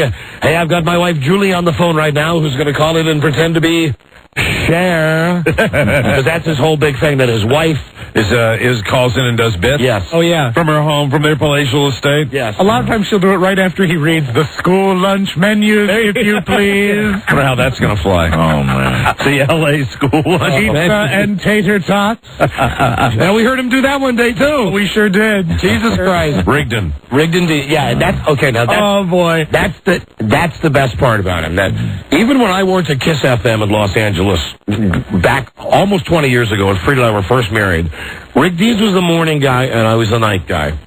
And the program director, Don Benson, said to me, "Do you know Rick Dees' real name?"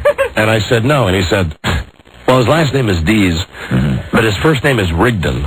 I said, "Really? Well, what a fag name that is." He said, R-I-G-D-O-N. He Rigdon. said, "It's an unspoken rule that no one at the station can ever refer to him as Rigdon." So one day, The wrong guy to tell that to. one day we're walking out of the station. Oh, dear. The program director and I, Kiss FM at the time was in the Motown building right off Sunset Boulevard. And we were walking out, going to lunch, and Rick Dees is coming around the corner. And, you know, I used to make fun of him for driving a Cadillac, and now I drive a Cadillac. That's true. I remember that. But 20 years ago, he came around the corner in his old man Cadillac, and he waved, and I yelled at the top of my lungs, "Hey, Rigdon! Hey, Rigdon!" And Don Benson got all pissed off. Oh, really? You know, yeah, don't call him. Call. That's what happened. Look and that's what happened when you called him Rigdon. The Cadillac was total. Don't call him Rigdon. Oh, that's funny. Rick Dees. Rick Dees making my syndication deal happen. Rigdon Dees. Good Friday morning, everybody. Even though, you know, when he's looking for all those early calls from Washington, if somebody calls us, "Hi, welcome to Washington, Rigdon," then he'd probably know who that came from. But how do you get past the part where the show that's going to air on Monday aired on Friday in Los Angeles? You know, that's right. It's not like our show where they're I mean, delaying is tough enough. It really is. A 4-hour delay you can deal with. A 24-hour delay. It's not like he's fighting grand topicality, though. I mean, like stuff like the Super Bowl trip him up, but he's going to be talking about, what, Madonna and the Backstreet Boys. That stuff will keep. All right, but what about the next time Princess Di runs her car into a pole? All right. It's a tragedy, if you please. Sad moment, if you please, Rigdon Dees. Yeah, he would probably have to, again, he'd get a call at 3 a.m. Good. It'll be like this. Good Monday morning to you. Rigdon. Princess Di drove her car into a wall. All right, I'll cut some liners. 3, 2, 1. Z104, Rick Dees. So sad about the loss of Princess Di. How are you today, Beltway Boogaloo? Here's the latest from NSYNC. And then they just go back to playing the tape. Right. If you please. If you please, Rick Dees, if you please. Man, oh, man. That's the sign. And incidentally, if you work at Z104, you should start sending out your tape and resume now. Yeah, good idea. Because that's the official sign that they've given up on that radio station. Yeah, absolutely. I mean, they didn't get all the watertight doors sealed. They're flooding all the bulkheads. I mean, they had a bad show before. Right. When they had George Bush's nephew and Janet from Another Planet on. Okay. But at least that was a local show. At least that was a live show. Sounds to me like they're scrambling, if you please. They sure are, if you please. What is Justin Timberlake's favorite sandwich? Caller 10 right now on the Dees phone. And Rob. Yes. Do you remember the answer? What is Justin Timberlake's favorite sandwich? I can't remember. PB&J. Peanut butter and jelly. If you please. If you please. Rick Dees. Rick Dees. Are there times when you have to have fresh breath? There it is. Fresh breath. Justin would be pleased if he's going to school in the Valley, because they're having PB&J for lunch today. Man, can you imagine that does he still do the school lunch menu? Yeah. Amazing. I mean, I've got to think he's probably going to have to drop that now if he's going to be syndicated. Or they might edit it. I mean, they're going to play with it. They'll play around with it. I guess so. Or they'll just be idiots and run it in its entirety. No, it is stupid Z104. It is radio people, too. You know, they do tend to be lazy. So you know what? I might have to call them up and just tell them how thrilled I am. I just heard the news. Very good. When does Rick Dees start? I just heard the news. To Verizon Local and National 411. What city and state? Washington, D.C. What listing? The business line for What are the call letters? Thank you. Please wait while the operator looks for that number. Well, you didn't even give me a chance, honey. Well, you should get a live person now. Hello? Yeah. Hello? If you please. What's the line for what again? I'm looking for the business line for radio station Z104, if you please. 1 moment, please. Thank you. If you please. You're on the air, if you please, if you care. Having a good day today? Would you trade places with Madonna? Number 703. Okay, hold on, Robbie. Take it off the air for. Oh, you know what? Never mind. Here you go. Hold on. Thank you. It's not my money. Just press 1. Right. All right. Don has to take this off the air. Obviously, it's the enemy. Of course. Can't put them on the air without the permission. If you please. You have to say, if you please. Right. If you please. Rick Dees coming to D.C. D.C. Dees. Oh, he'll do that, too. You know he will. Yeah. It's great. It's great if he does do that, because we did it first, if you please. Broadcasting to Washington, D.C. What's the Madonna question again? I like that.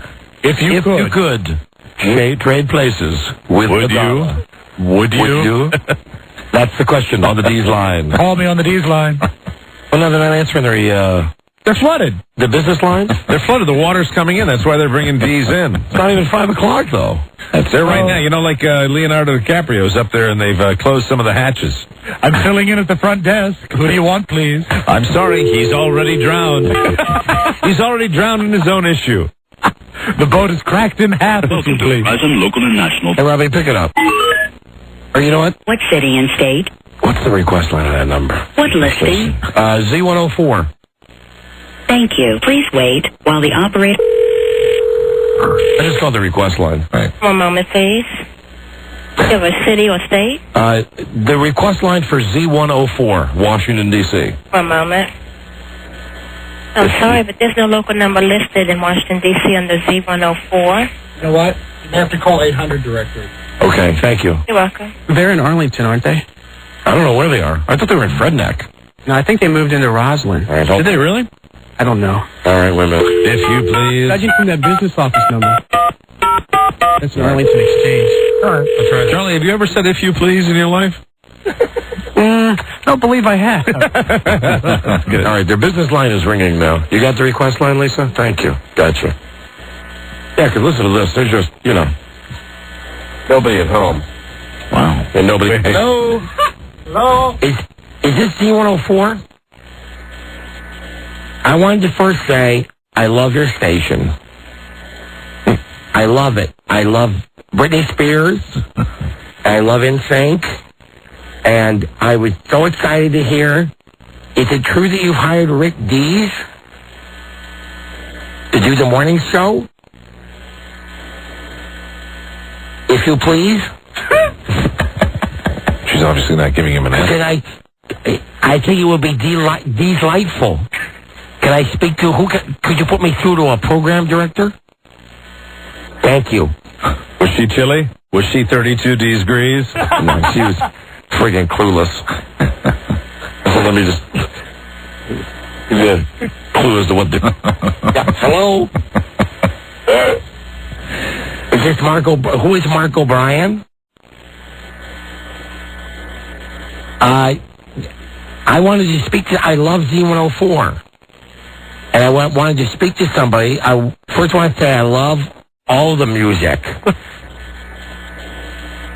Yes, the general manager, yes.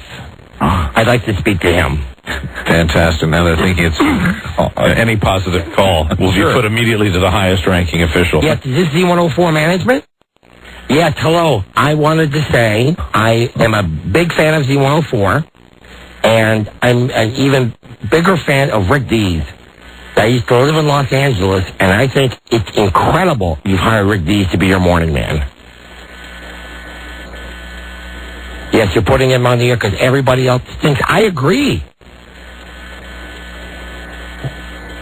Yes, particularly like Don and Mike, who I guess you're listening to right now. That's right. That's right. Thanks for the pub. Please, we're not afraid of this. Hey, do you have the balls to go on the air with us? Okay, all right. Okay, good. All right, fantastic. Cool. Is this the general manager? Yeah. Is this the man who's bringing Rick Dees to Washington? What's happening? All right, always give a guy props when he's got the guts to come on the air. We're not afraid to publicize this. No, we're big fans. We're ready to watch Z104 Dees struck. Oh, at least we're not doing all talk. Yeah, well, yeah, right, because all talk is doing real bad over here. Yeah, we got some horrible numbers over here, pal. I can't pick you up over there, so I don't even know. Well, it seems like the rest of the city can. Wouldn't that be amazing? And maybe you'd like to check the last book. We'll check it when it comes out. We'll see what happens. Well, no, the book just came out. Oh, that book? Yeah. It didn't include Rick Dees, so how could that have been any Well, no, hey, I believe you. When Rick Dees comes to town, you watch. It's going to be a meteor. Oh, absolutely. I mean, you're going to see a major audience shift. We got it. Well, good. We appreciate all that good insight you guys are giving us. But seriously, I mean, see, this is why radio guys are so stupid. Is this a full-time deal? Is this really going to be for a while? I heard a rumor this is just like a temporary thing. I don't know. Who'd you hear the rumor from? I can't tell you Somebody who works at your station. You know, everything in radio is temporary, so we're just going from there. That's a yes, ladies and gentlemen. Okay. In management speak, that is a yes. He is saying Rick Dees will not. So enjoy him while you can. He's a celebrity disc jockey. He's the worst disc jockey in the world. Well, no, that's impossible, because I'm listening to them right now. Hey, you watch it. Hey, yeah, right. Yeah, we're so awful yet, you immediately knew that we were calling. Of course I did. Yeah, there you go. Right, of course I did. I listen to you guys every day. Oh, well, that's very nice. Appreciate that. Listen, seriously, though. Come on. What, are you high? Which is impossible. Go ahead. Rick Dees. Rick Dees? When does he start? Starts on Monday. You guys will be listening. Oh, my God. Yes, we will. Oh, I promise I'll listen. Absolutely. Absolutely, I promise. It'll make for great breaks for you in the afternoon. I will bust a nut listening on Monday. I promise. We're happy to help you guys, give you guys material. And you know, and the best thing I'm going to like about listening to Rick Dees on Monday is hearing his show from Friday. No, well, that won't be the case. Really? That will not be the case. How will you manage that? Well, that's private information. I mean, between you and Ellie at DC 101, I'm getting all kinds of great publicity. So it's not going to be from Friday's show? Nope. Huh. What is it going to be? Well, I can't get into that. I can't speak that. Yeah, you're lying. Now he's lying. Now he's going into that management. I love talking to guys from other radio stations. I haven't lied in 5 minutes. Oh, God. All right. I know what you're doing. You're going to run it on tape, but then at 9 o'clock you're going to pick it up live, so technically you could say you're running the last hour live. I can guarantee you that a good portion of this show will be live on Monday. On Monday? How about on Tuesday? I can guarantee you that as well. Really? Live to Washington, D.C.? Absolutely. So starting at what time? You listen. Starting at what time? You guys listen and you'll find out. Well, you're talking about we're giving you all this great publicity. Starting at what time? You can tell us that. I expected the bill in the mail, too. You can share at least when he's going to be live. He will be live. I'll give you an example. Check the 9 o'clock hour out on Monday. All right, see, that's just what I just told you. Yeah, so when he comes in all sleepy and stuff, you'll get that first hour at 9 o'clock. And we've heard that first hour, too. You guys love him. That's a bad hour. You know, you're right. We do love him. Absolutely. Yeah, we're glad he's coming to Washington. I'm telling you, that's 6 to 7. That's a weak hour, man. That's a weak hour. There's a lot of records in that hour. All right, well, listen, Z104, good luck to you. We appreciate the help, guys. We are trembling right now. The competition, D's degree. Thanks, guys. We appreciate it. All right, see you later. Thanks for coming on the air with us. You got it. That was great. Yeah, that's too funny. Yeah. That's too funny. You know what? I should really call that guy back. Hold on, but no, I'm serious. What can I do with this number? How do you redial? Star something to redial. Star 9. Won't work on the warm line. Crap. What do you want? Can somebody call that guy? Call the guy back. Because I want to just talk to him real quick. One thing I forgot to tell him.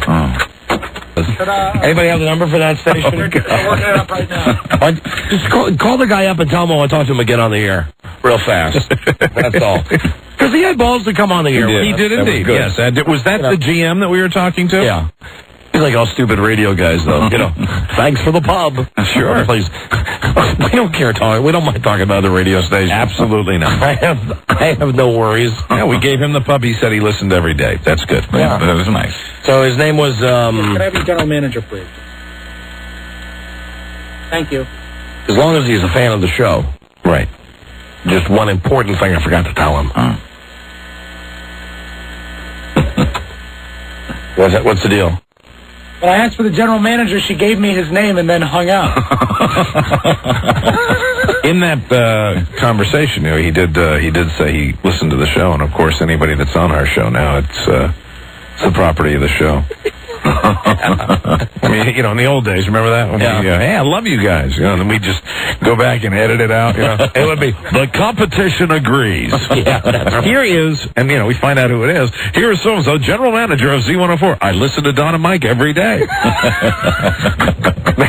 That's, you always have to remember when you go on the show. Yeah. Well, we're past that now. Yeah, we are, because it's not. They're not. They're not. It doesn't mean anything. Right. They don't even pull a two-share. They're laughing stock. However, they're laughing stock that could be our next home. Yeah, that's right. Go back on with Don for one more second.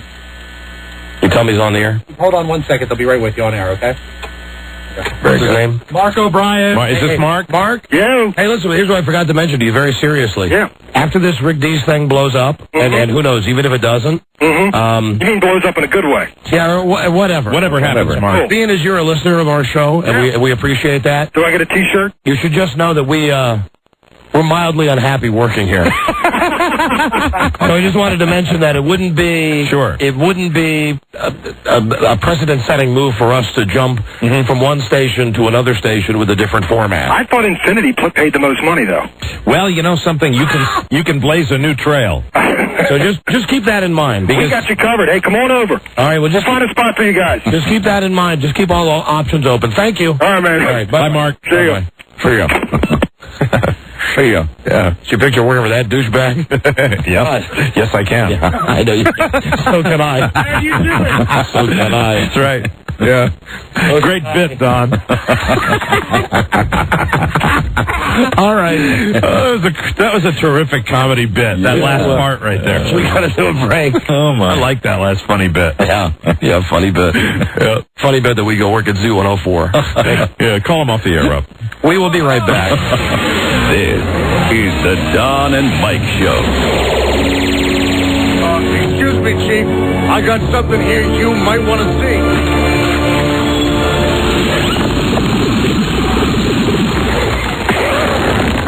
I hate when people talk during the movie.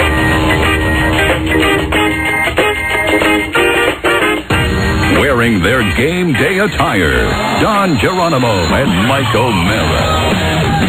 What happened to the, what are you looking for? That promo about how good our ratings are here. I pissed at that guy at Z104 for making fun of the fact that he couldn't pick the station up. Right. You guys already pulled out that promo? Provo says we're number one in like 39 categories. I guess I have. Oh. It's the most listened to radio show, I should say, in Washington. That promo? That's a good promo. They should run that all the time. They should run it every day. What happened to it? I bet Jim McClure erased it. Where did it go? Out of spite. Out of pure pent-up aggression and spite. Where did it go? Right. Well, Don thinks I'll fix his wagon.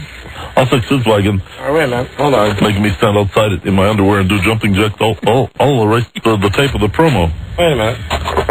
What's this one? WJFK is Don and Mike. Where are you listening to us from? Southern California. No, that ain't it. WJFK is Don and Mike. Where are... No, that ain't it.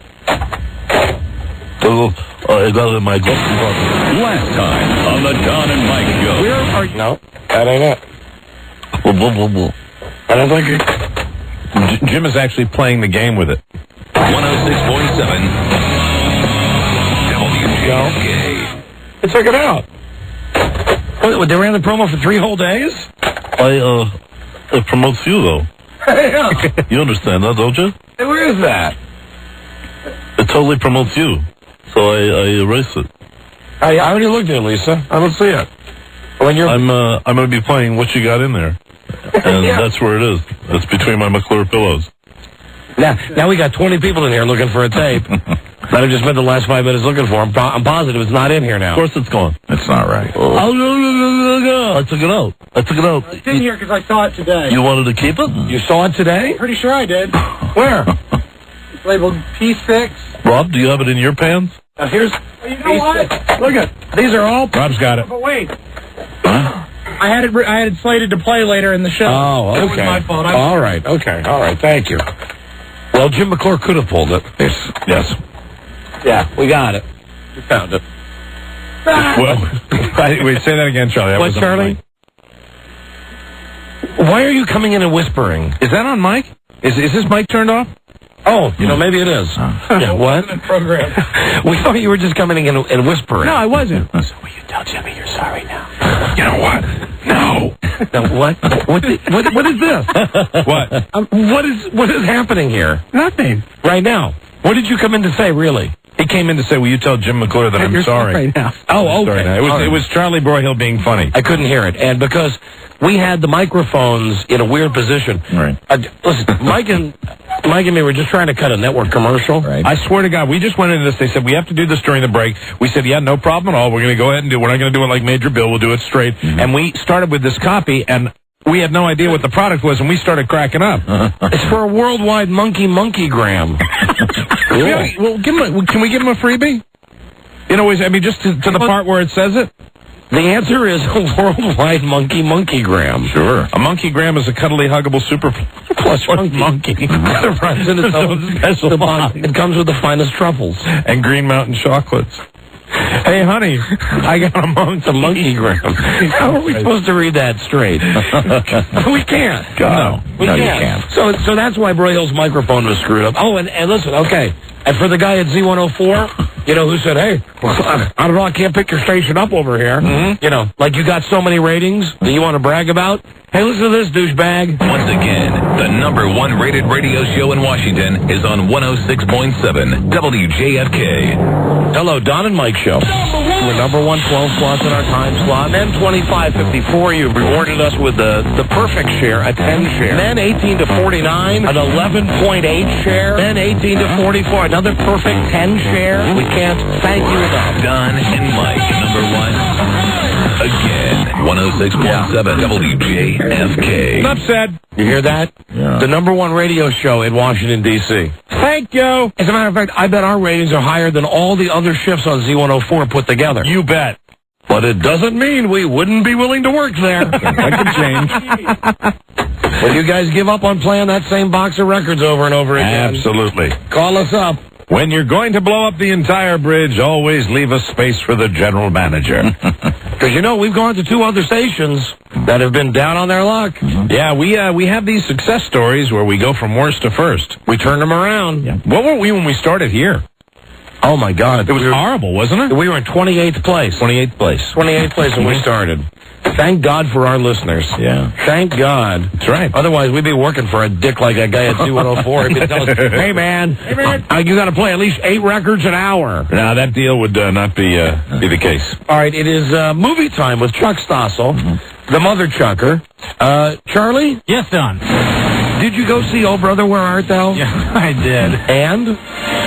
Maybe, and I told this to Buzz out in the hallway, maybe one of the worst movies I have ever seen in my life. My God. You are fucking May or on May. I was ready to walk out of this. Of course you were. Of course you were. I understand. It's not as good as What Women Want. No, it wasn't. Nor Castaway. Oh, my God. It was almost as bad as Battlefield Earth. So I guess the Golden Globes were wrong when they gave George Clooney the Golden Globe. I'd have to see who else was nominated. He was an incredible guy. You ever heard of Robert De Niro? Robert De Niro. You ever heard of Meet the Parents? Jim Carrey? Mm-hmm. I would have given it to Jim Carrey. Oh, of course you would have. I can't believe that. I'm telling you, Oh Brother, Where Art Thou is one of the greatest movies I have seen. What did you like about it? In the last 10 years. What did you like about it? Okay, you want me to get serious with you? Absolutely. I liked the spiritual aspect. I liked the fact that it drew on Homer's Odyssey. I enjoyed the music. I thought it was funny. I thought it was countrified kind of... Yes. Okay, bluegrass. Yes. I thought lots of things were funny, especially after I left the theater. Like, I'll give you one for instance. Yeah. We thought you was a toad. I've been laughing about that for the last 2 weeks. Gopher? Yeah, right. Maybe it'll grow on me. Buzz recommended I go see it again. Maybe I will. I'm telling you. And Mike, if ever you needed a recommendation to go see the movie. Oh, now I have to go see it. There it is. Absolutely. Stossel hated it. I have to go see it and find out what all this hubbub is. This seems to be, though, like Unbreakable, a movie that I really liked. You either love it or hate it. I heard the same thing about Oh Brother. Okay, well, I'm telling you, Oh Brother, Where Art Thou is a great friggin' movie. I highly recommend it. Me too. Certainly better than that fag What Women Want movie. I was looking for Oh Brother, Where Art Thou the other day when I was in the theater, and I was going to see The Emperor's New Groove. Beware the groove. Well, that's because you have kids, Mike. Oh, no, Don, they stayed home. Yes, that's because I was with my children, and I have not fallen asleep, sound asleep, like snoring, head back, sound asleep in a movie theater for a long time. My wife informed me that I was out for 45 minutes. Out. That's almost the whole movie. Yeah, exactly. I woke up and there was 15 minutes left. It was fantastic. Speaking of What Women Want, it is now officially the biggest hit Mel Gibson has ever had. By leaps and bounds. That's wonderful. Hello, Don and Mike show. Sad. Hello, Don? Yeah, hi. Hi, this is John Michael. Hi, John Michael. Hey, I just called to say, we're really in a fix now. Another line from the movie. Oh, yeah, no, oh, yeah. Oh, right, when the burn is burning. Yeah. Right. Oh, we're really in a fix now. Right. That made They're machine gunning the barn. Yeah, okay, hold on. Don't ruin it, because Mike hasn't seen it yet. Don't tell him all the funny parts. Well, let me just tell you, standing on its own, I sure hope I see it in context, because I'm not really laughing when I hear it all by itself, right? No, and you know what? On purpose. I'm not nearly as funny as you are. On purpose. I'm not going to let you know all of the stuff. And do you think, let me ask you a question about this movie, the old Go Wide thing, where it's been out in New York, and it's been out a long time, with the Golden Globe win for George Clooney. Do you think they're going to put this in a few more theaters? No, it's not making any money. Coen Brothers movies, while they can be very good, don't give a lot at the box office. How far this movie, though? That was about $40 million. And the Golden Globes, I think that I've seen several of these movies that, like the vampire movie, a lot of the nominations were for, performances that nobody's seen in this Shadow of the country Vampire yet. comes out this week. We'll talk about that. Okay. Well, I'm telling you, this Oh Brother, Where Art Thou? Kicks ass. Hey, Don and Mike? Yeah, hello. Could I speak to your movie reviewer wearing the pantyhose, please? He's here. Go ahead. Hey, Charlie, that is, besides maybe Pulp Fiction, the best movie I've ever seen. It was funny. It was artsy. It was clever. I can understand why you didn't like it based upon some of the other movies you've recommended in the past. But I just cannot believe that you would put that down there on the bottom with that Travolta crap movie. And that I didn't laugh. I laughed a couple times. I'm telling you, and I said this when I saw it. It is not the type of movie that you see and you immediately go, oh, well, see, like that's something about Mary. However, expecting Raising Arizona. When you leave and you think about things in the movie. I hate it. And I got to say this. Now, you tell me. I hated Raising Arizona. Passionately hated Raising Arizona. Does the movie like it now? Huh? I mean, do you like it after time, or do you still like Raising Arizona? The movie's nothing like Raising Arizona. I think Raising Arizona sucks. I had the same reaction that Buzz had. I could have sat through the next showing of that movie immediately. It was that good. Yeah, it's an excellent movie. Excellent. Excellent. Anybody out there listening, do not listen to Stossel's review. Absolutely ridiculous. Mike, you will love it. Good. Well, I'm looking forward to going. I'm going to go try to find it. I'll try to find it. Maybe I'll try to find it this weekend in Tampa. I'd go with you. Really? If we found it? Yeah, I'd see it again. Let's go see it on Saturday. I know Bart would see it again. I'd love to go see it. We'll go to the movies. Bart loved it. Aren't we exciting people? Bart went to Tampa for the Super Bowl and we go to the movies, but there's nothing all else the golf to do. Courses in Tampa. Well, I don't have a golf date. That's fine. Let me call my son. Maybe Saturday. Hey, honey, let me talk to Barty. Okay. Please. Bart! God, what if I hate it? I want to tell you something. Not a chance. Don't sit with Don in the movie, though. Sit somewhere else. Don't be influenced. No. I'm going to sit with Don. I'm going to sit like we always do in the theater, side by side. Hey, Barty? Yeah. Hey, listen, when we're down in Tampa, after we go do all the stuff you like to do, yeah. How would you feel like on Saturday if you and me and Uncle Mike went to see Oh Brother, Where Art Thou? Go for it. Yeah, right. Fantastic. Don't you think Uncle Mike would love that movie? I don't know. Why don't you know? Because of the Rudy incident. Oh. Because you cried at the movie, Rudy. You think that... But well, explain that, though. You think he's busting your balls. So this is not based in fact at all? No. Come on, Barney. Seriously, we're having a discussion now. I like Rudy. Nobody carries him off the field. We are having a discussion. Charlie Stossel hated Oh Brother, Where Art Thou. What do you expect? But really, seriously, all ball busting aside, did you think Uncle Mike would like that movie? I don't know. Did he like Fargo? I love Fargo is one of my all-time favorite movies. Big Lebowski? I didn't see The Big Lebowski in its entirety. Hey, Bart. But I hated Raising Arizona. Hey, Bart. Yeah? We thought you was a toad. and what does John Turturro say back to him, Barney? Do not seek the treasure. We thought you was a toad. For everybody who hasn't seen this movie, this is probably the stupidest thing they've ever heard. You're absolutely right about that, But Bart. I'm telling you, it's one of the funniest things in the movie. All right. Now you see, now in context, the marching into the theater, chuckled a little bit. Okay. Yeah, come on. It's a great movie. All right. Well, then you and I take Uncle Mike to see it on Saturday. Okay. All right. Love you. See ya. Love you too. All right. Bye-bye. And Dad? Yeah. By the way, Uncle Mike, just don't forget this. Usually you say do exactly opposite what Charlie says. So you probably love it.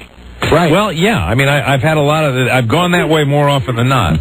But I'm going to be. I want everyone to know I will be totally objective. Please do. I will be completely objective. Trust your judgment. It will ruin the weekend if I don't like it, but I will be totally objective. No, you're going to see the movie, and you're going to be amazed that I loved the movie. Really? Okay. Well, so you know what I like.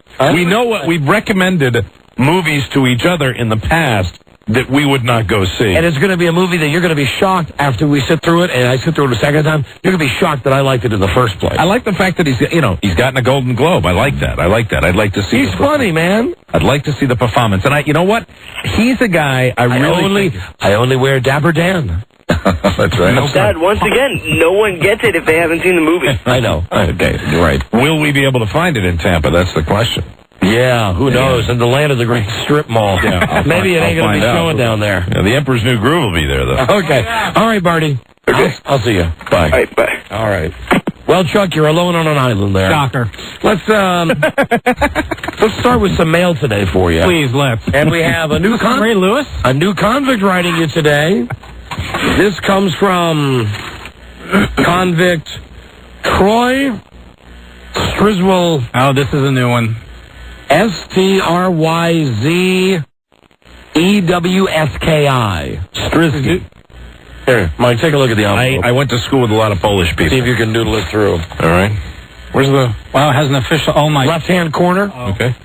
Jesus. This is a local. This is very local. I know where this jail is. Is his first name Troy? Is the T for Troy? The T is for, yes, Troy. It's Troy Strazewski. Thank you, Mike. Troy Strazewski. And, of course, like all the jail mail, it says, Loudoun County Adult Detention Center, prisoner mail. The jail does not assume responsibility for the contents. He's very close. Where this jail is. Very close, Charlie. Yeah. Okay, here we go. Hi, Don and Mike, and Buzz, and especially Charles. Greetings from the inside, gentlemen.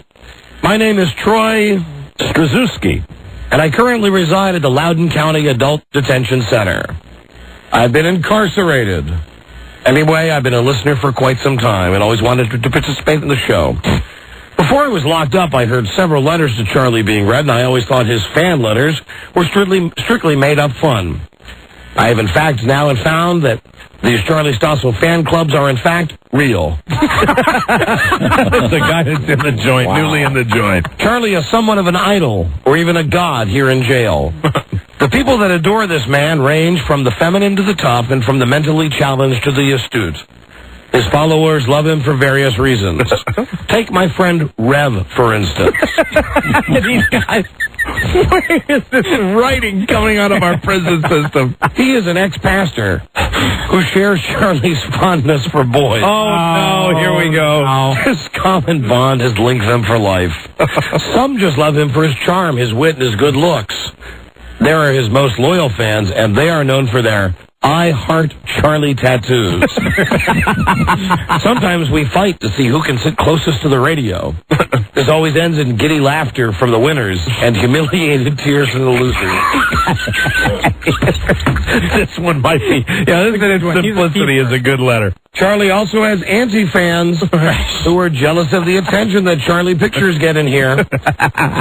Some pictures have been labeled as contraband because they have been doctored. Unless Charlie has posed for gay porn internet sites. And inmates fight over their nighttime use. I must say, though, Charlie makes a lot of men smile in here. He's an integral part of many games. Oh, this is killing me. Such as the circle game. I don't like this game.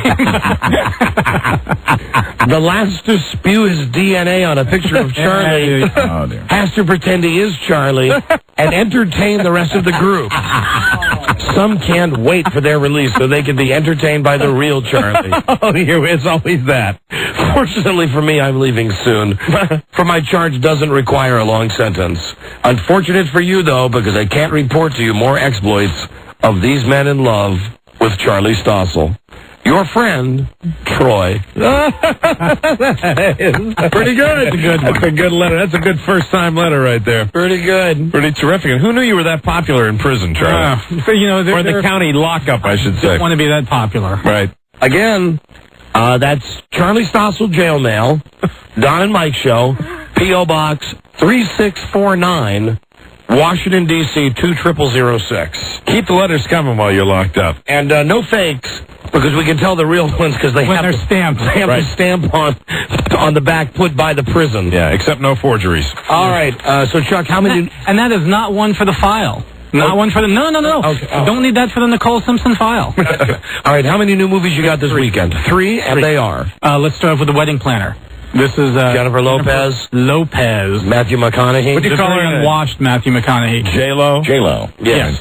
J-Lo. Looking better than I've ever seen her. And have you seen the cover of Rolling Stone? This is such a fag movie, though. Have you seen the cover of Rolling Stone magazine? No. The amount of clothing she was wearing in that cover could fit in your hand.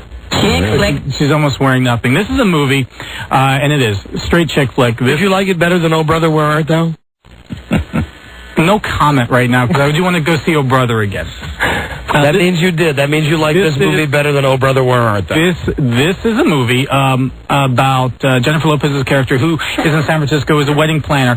She works so much she can never find any guys for her, and she has no life whatsoever besides planning weddings. Well, one day she meets up with Matthew McConaughey's character, who saves her from a runaway dumpster. They instantly fall in love, but lo and behold, she's planning his wedding, she finds out later on when she meets up with his fiancée. And let the fireworks begin. It looks dumb. I don't like Matthew McConaughey. It's a movie that will appeal to girls between the ages of 12 and 16. Yuck. Okay. Is Matthew McConaughey still doing his Yeah, Ellie? Not quite. You like Matthew McConaughey because he was in that tour de force. Contact. You love that movie. That movie was 5 years ago. Yes, it was. Ellie?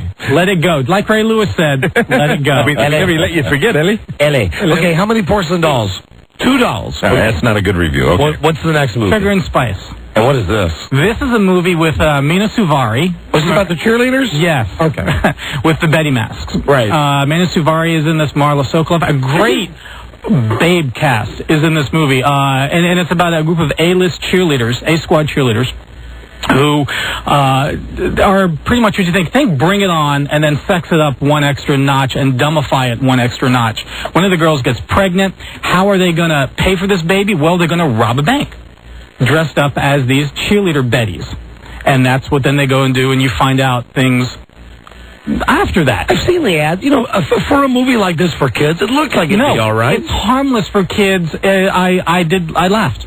I laughed at this. Well, I mean, but the target audience is kids. And the target audience made me laugh. Nobody connects with the youngsters like Charles Stossel. Like I do, exactly. How many porcelain dolls? 2.5. 2.5. Best movie of the week, Shadow of the Vampire. I am Here you go. so glad. Well, in a way, I'm not glad to hear you say that, but I'll tell you right now, I am more excited about this. I love Willem Dafoe. I think he's one of the greatest actors of our time. Malkovich is good in this, and Malkovich is always the same, I think. I mean, he's great, but he's always the same. Kind of psychotic. Okay, but this looks cool. This movie just looks really, really good. Based on the 1922 film called Nosferatu. And if you've seen this picture of Max Schreck, this German actor who the director Murnau got to play in Nosferatu in the original, the guy's a real vampire. He wanted somebody that was very lifelike. So he got a guy with talons and with the pointy ears, and you've seen this black and white picture of this guy I'm sure. You know, it's amazing when you see that, and I've seen clips of that movie.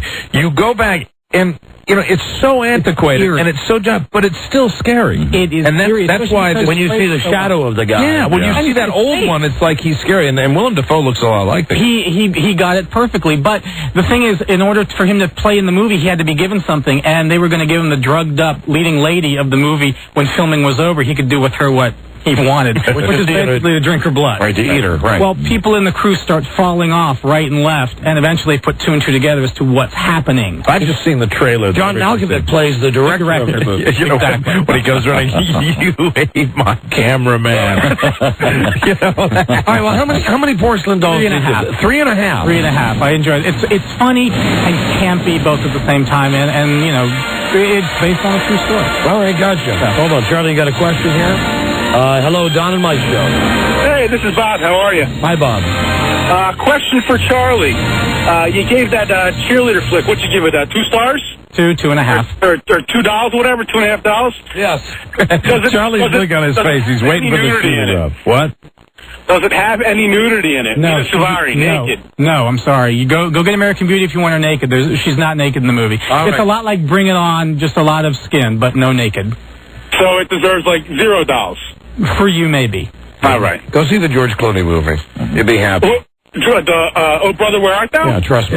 Yeah, we're going to be down there. Come down to Tampa with us. You'll love it. Thank you, my friend. Hello, Don and Mike show. Hey, Don? Yes. The guy Max Schreck? Yeah. That's Christopher Walken's character's name in that Batman movie. Yes, it is. Just wanted to let you know that. Oh, I know, and it's the Batman movie with the Penguin, right? Exactly. Yeah. Gotcha. Okay. Catwoman. All right. We have a common bond. Not much call for the Christopher Walken very often. But we love your Christopher Walken. Well, he sounds just like Arnold Schwarzenegger and Jesse Jackson. You know, one guy calls, Mike. People call all the time and tell me they hate me. I let it go. I know, Don. I always try to be less sensitive like you. Let it go. That's right. Someday I strive to be as non-sensitive as you. I really do. I get criticized 1,000 times more than you do. You are. I know. The good cop, bad cop. You're the good cop on this show. As I said, I hope someday to be more, less sensitive. I really do. I strive.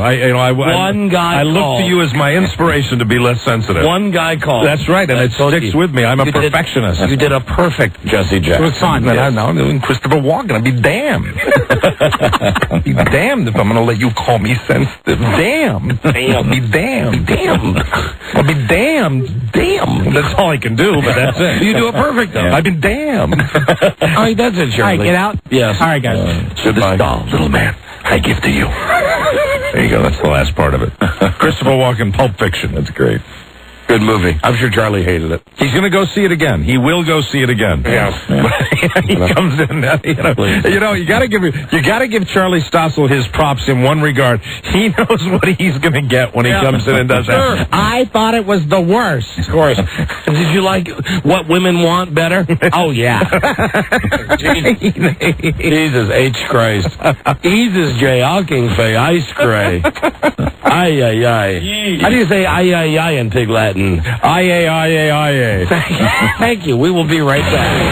This is the Don and Mike Show. I received 99 years. The same day I went to trial, there was a man cut another man's nuts off during an aggravated robbery of a convenience store, and he got 40 years. I don't see how the system is actually working. The Don and Mike Show. I want you to know right now, Mayor O'Malley from Baltimore, he set up an interview. This is the time. We've arranged the show to be actually on time for a change. Right. I mean, we're late, but we're getting to this segment on time. Mm-hmm. And he's not on the phone. Mayor O'Malley's not going to talk to us? Well, I mean, we can't find him. He sent us... He says 4 goddamn pages of PR crap about him. The mayor. How old is the mayor? Is he a young man, old man? I since I don't watch Baltimore TV anymore, it's hard to get the perspective. I don't know. Did they call the clinics? Yeah. So that's after the bet, Rob. Oh. He looks relatively young. Thought he was meeting his constituents. I mean, it doesn't say, but, the mayor of Baltimore called. We didn't request this. He called our show. To talk about the bet with Rudy Giuliani up in New York for the Super Bowl. Because we're on in New York. So, come on, Mayor. I mean, he sent us all this crap about Baltimore. Things are coming together in Baltimore. They are. Oh, yeah. Out of nowhere, Baltimore is back. You know what? I felt bad for. We've had William Donald on the show before, years and years ago, I think. Didn't we have William Donald for sure. And they were talking about, I guess, in the news that they voted today to City Council to tear down Memorial Stadium. And for somebody that spent some time in Memorial Stadium, apparently one of the guys who was really making a last-ditch effort to keep that stadium, I'm not sure for what, was old William Donald Schaefer wanted to make sure Memorial Stadium was still standing, but they voted him down and they're going to tear it down now. I would say this is one lame goddamn PR sheet that they sent down on him, though. Really? Well, he'll definitely be coming on now. Mayor O'Malley. Well, no, I would say this to him. Mayor O'Malley, here, let me answer your question. America's youngest big city mayor. All right. Is the man that Pittsburgh Mayor Tom Murphy says could be president. Wow. Personifies the new Baltimore. He's been featured twice on the CBS Early Show. Very good. Once on NBC's Today's Show. And has been pictured in the New York Times and Los Angeles Times. All right. Are you like me? Why are they doing this for a mayor? I mean, doesn't being mayor, isn't that your own PR thing, right? Out of nowhere, Baltimore is back. Baltimore led the nation in reducing murders in the last 6 months. Bravo. That's true. Baltimore led the nation in increasing home values. Excellent. All because of the mayor. His approval rating is 88% positive. Wow. And just 3% negative. Oh, so he's a popular guy up there. I guess so. And he's got a slogan for the Ravens. Much more than a team, much more than a game. Yeah. I sound like a retard. Oh, God. I mean, I'd love to talk to him. I mean, I'd like to ask him if he knows the crap that they're sending out in his PR stuff for the interviews he's supposed to be doing. He's the mayor of Baltimore. Say no more. That's a powerful position. Right. Did you see his slick title sheet on the front? It says simply mayor. M-A-Y-O-R. Mayor. And then kind of a shadowy profile shot. Yes. It's a nicer picture than our publicity picture. Oh, it's much nicer. Well, obviously, he's got a department working on it. You see, you need a motto. If you had a motto, you'd get a nicer picture like get that big, ugly Ravens logo on the Hey, how about this, guys? Here we go. Much more than a radio show. Much more than crap. Huh? I think it's catchy. Well, I like it. We are waiting on the mayor of Baltimore, who called to give some kind of a challenge to Rudy Giuliani today. So, Mayor, listen, don't let Baltimore down, okay? Right. Chance for Baltimore to shine today on the Don and Mike Show, which is also heard every day in Baltimore on WJFK. Hey, Charlie Broyhill, speaking of Charlie. Charlie was such a great help yesterday about this time on the show. The mayor from Baltimore, do we know what the deal is with him? Have you talked to his peoples? He was just in here. Charlie? Should we wait on the mayor or should we just move along?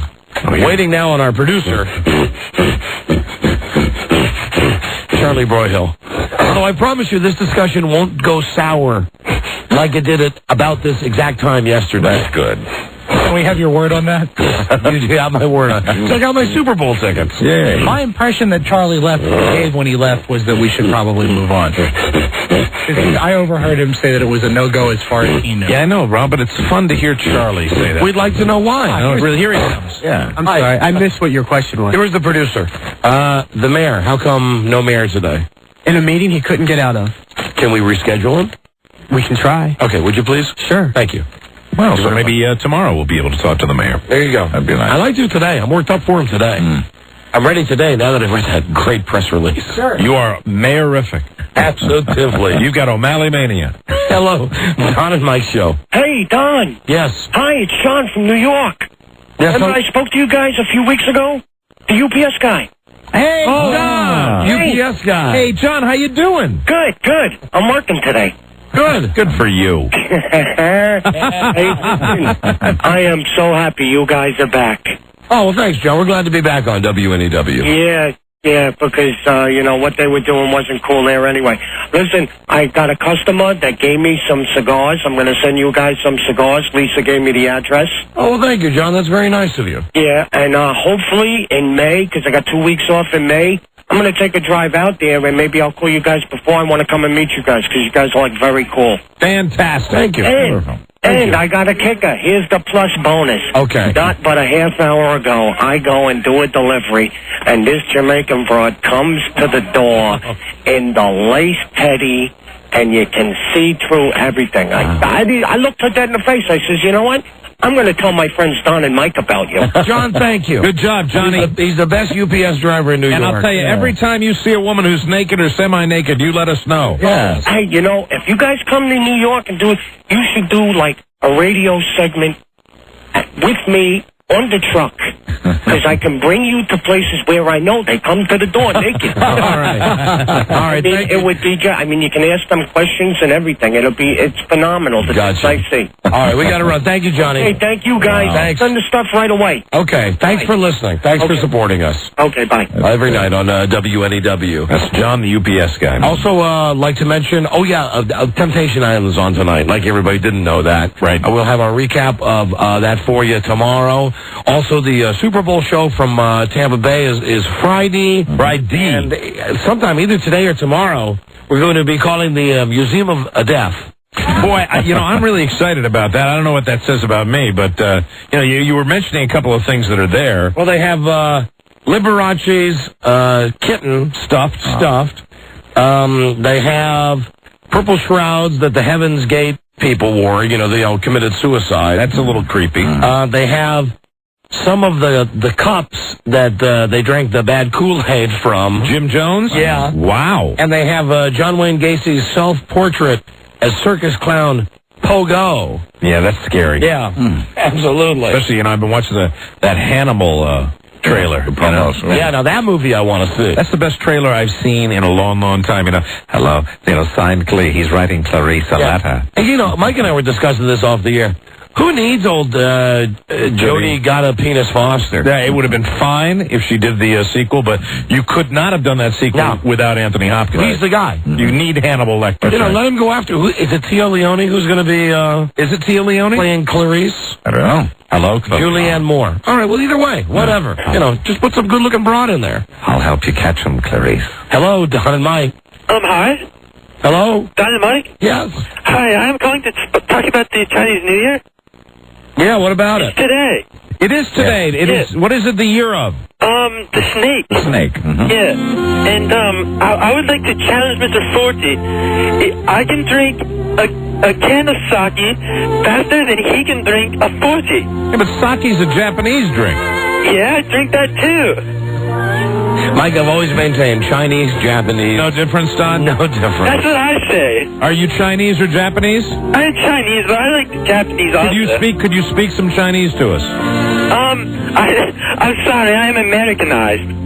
Don't you know any Chinese? I don't know. I know Mount Fuji. Buzz, do you think he's lying? I do. Yeah, he's not really Chinese. I love that language. You don't think I'm Chinese? No, sir. Lots of clicks and grunts and stuff. What is it?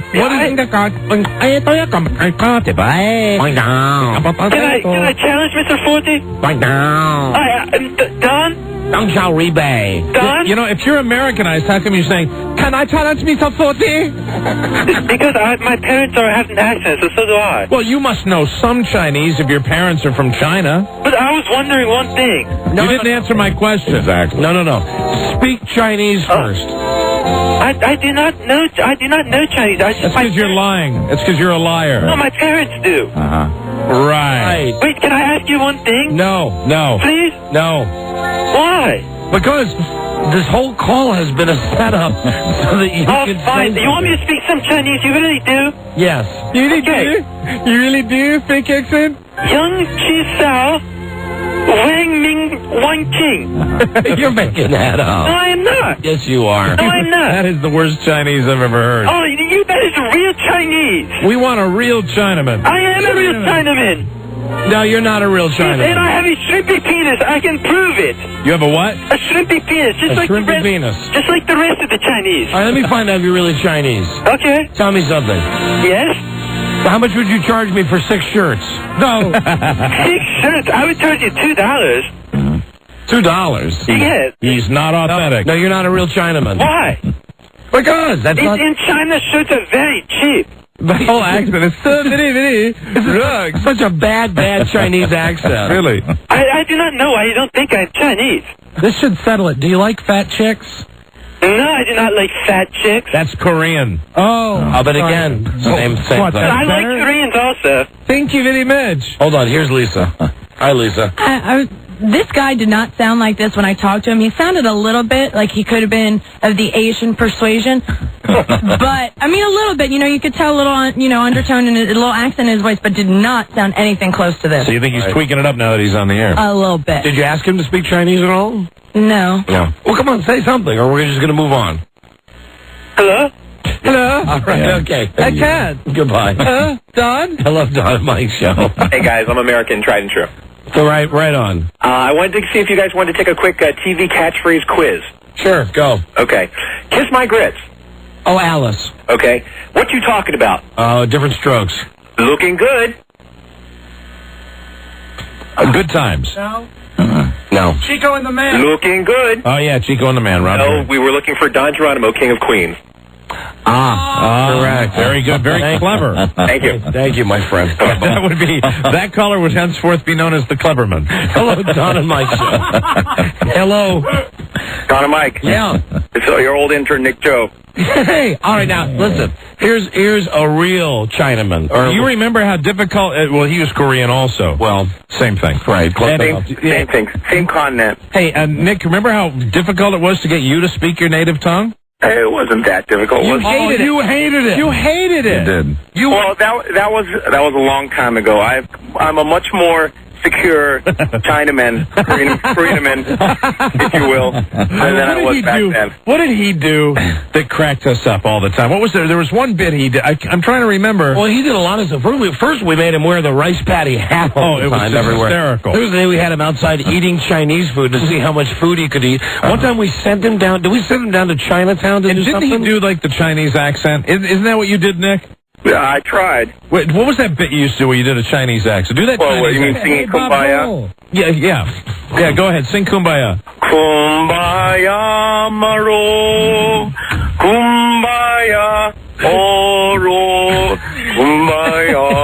But you're forgetting the best thing about Nick. What? He slept with his teacher. Yes. Oh, that's right. That's right. You told us on the air that you made love with one of your teachers in school. That's right. Well, listen, Nick, are you calling in, to celebrate the Chinese New Year? Not to do that. I wanted to kick that guy's ass if he was still on the air. This he's off the air. Little white M&M-looking guy sitting in his little car, thinking, it would be funny to call Don and Mike as a Chinaman. Oh, yeah, it'd be so funny. So funny. Well, do you have a message for him in your native tongue?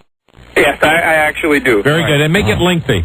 Okay, 이 자식아, 너 한번 이쪽으로 와, 너 죽인다. 너 이렇게 마음대로 그렇게 그런 소리 할 수 있는지 알아? 내 가만히 있을 줄 알아? 너 이 똥쌍놈의 새끼? 난 아무튼 너 죽여. 빨리 와.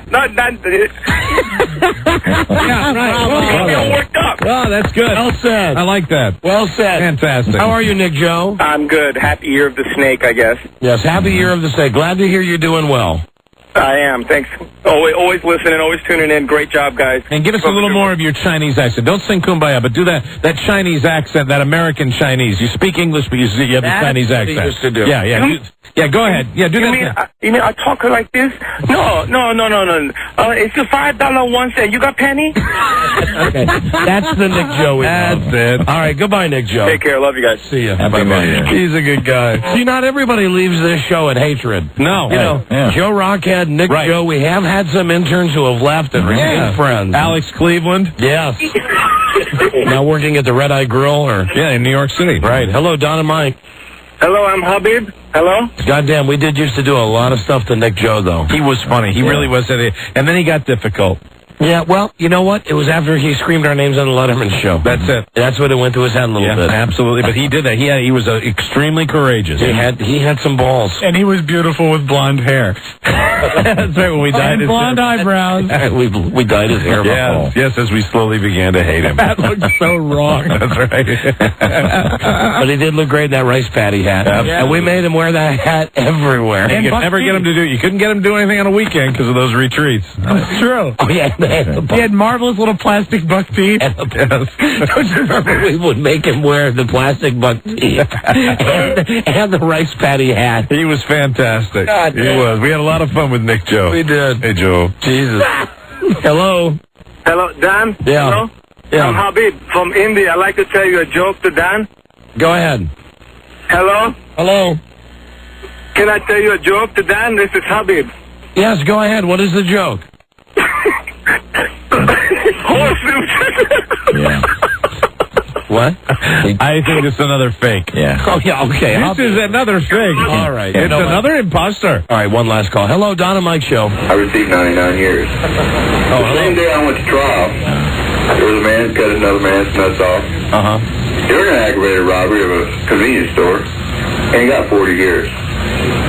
I don't see how the system is actually working. Me either. All right, I'm guessing that the mayor of Baltimore is going to be rescheduled for tomorrow, so let's break it. We will be right back.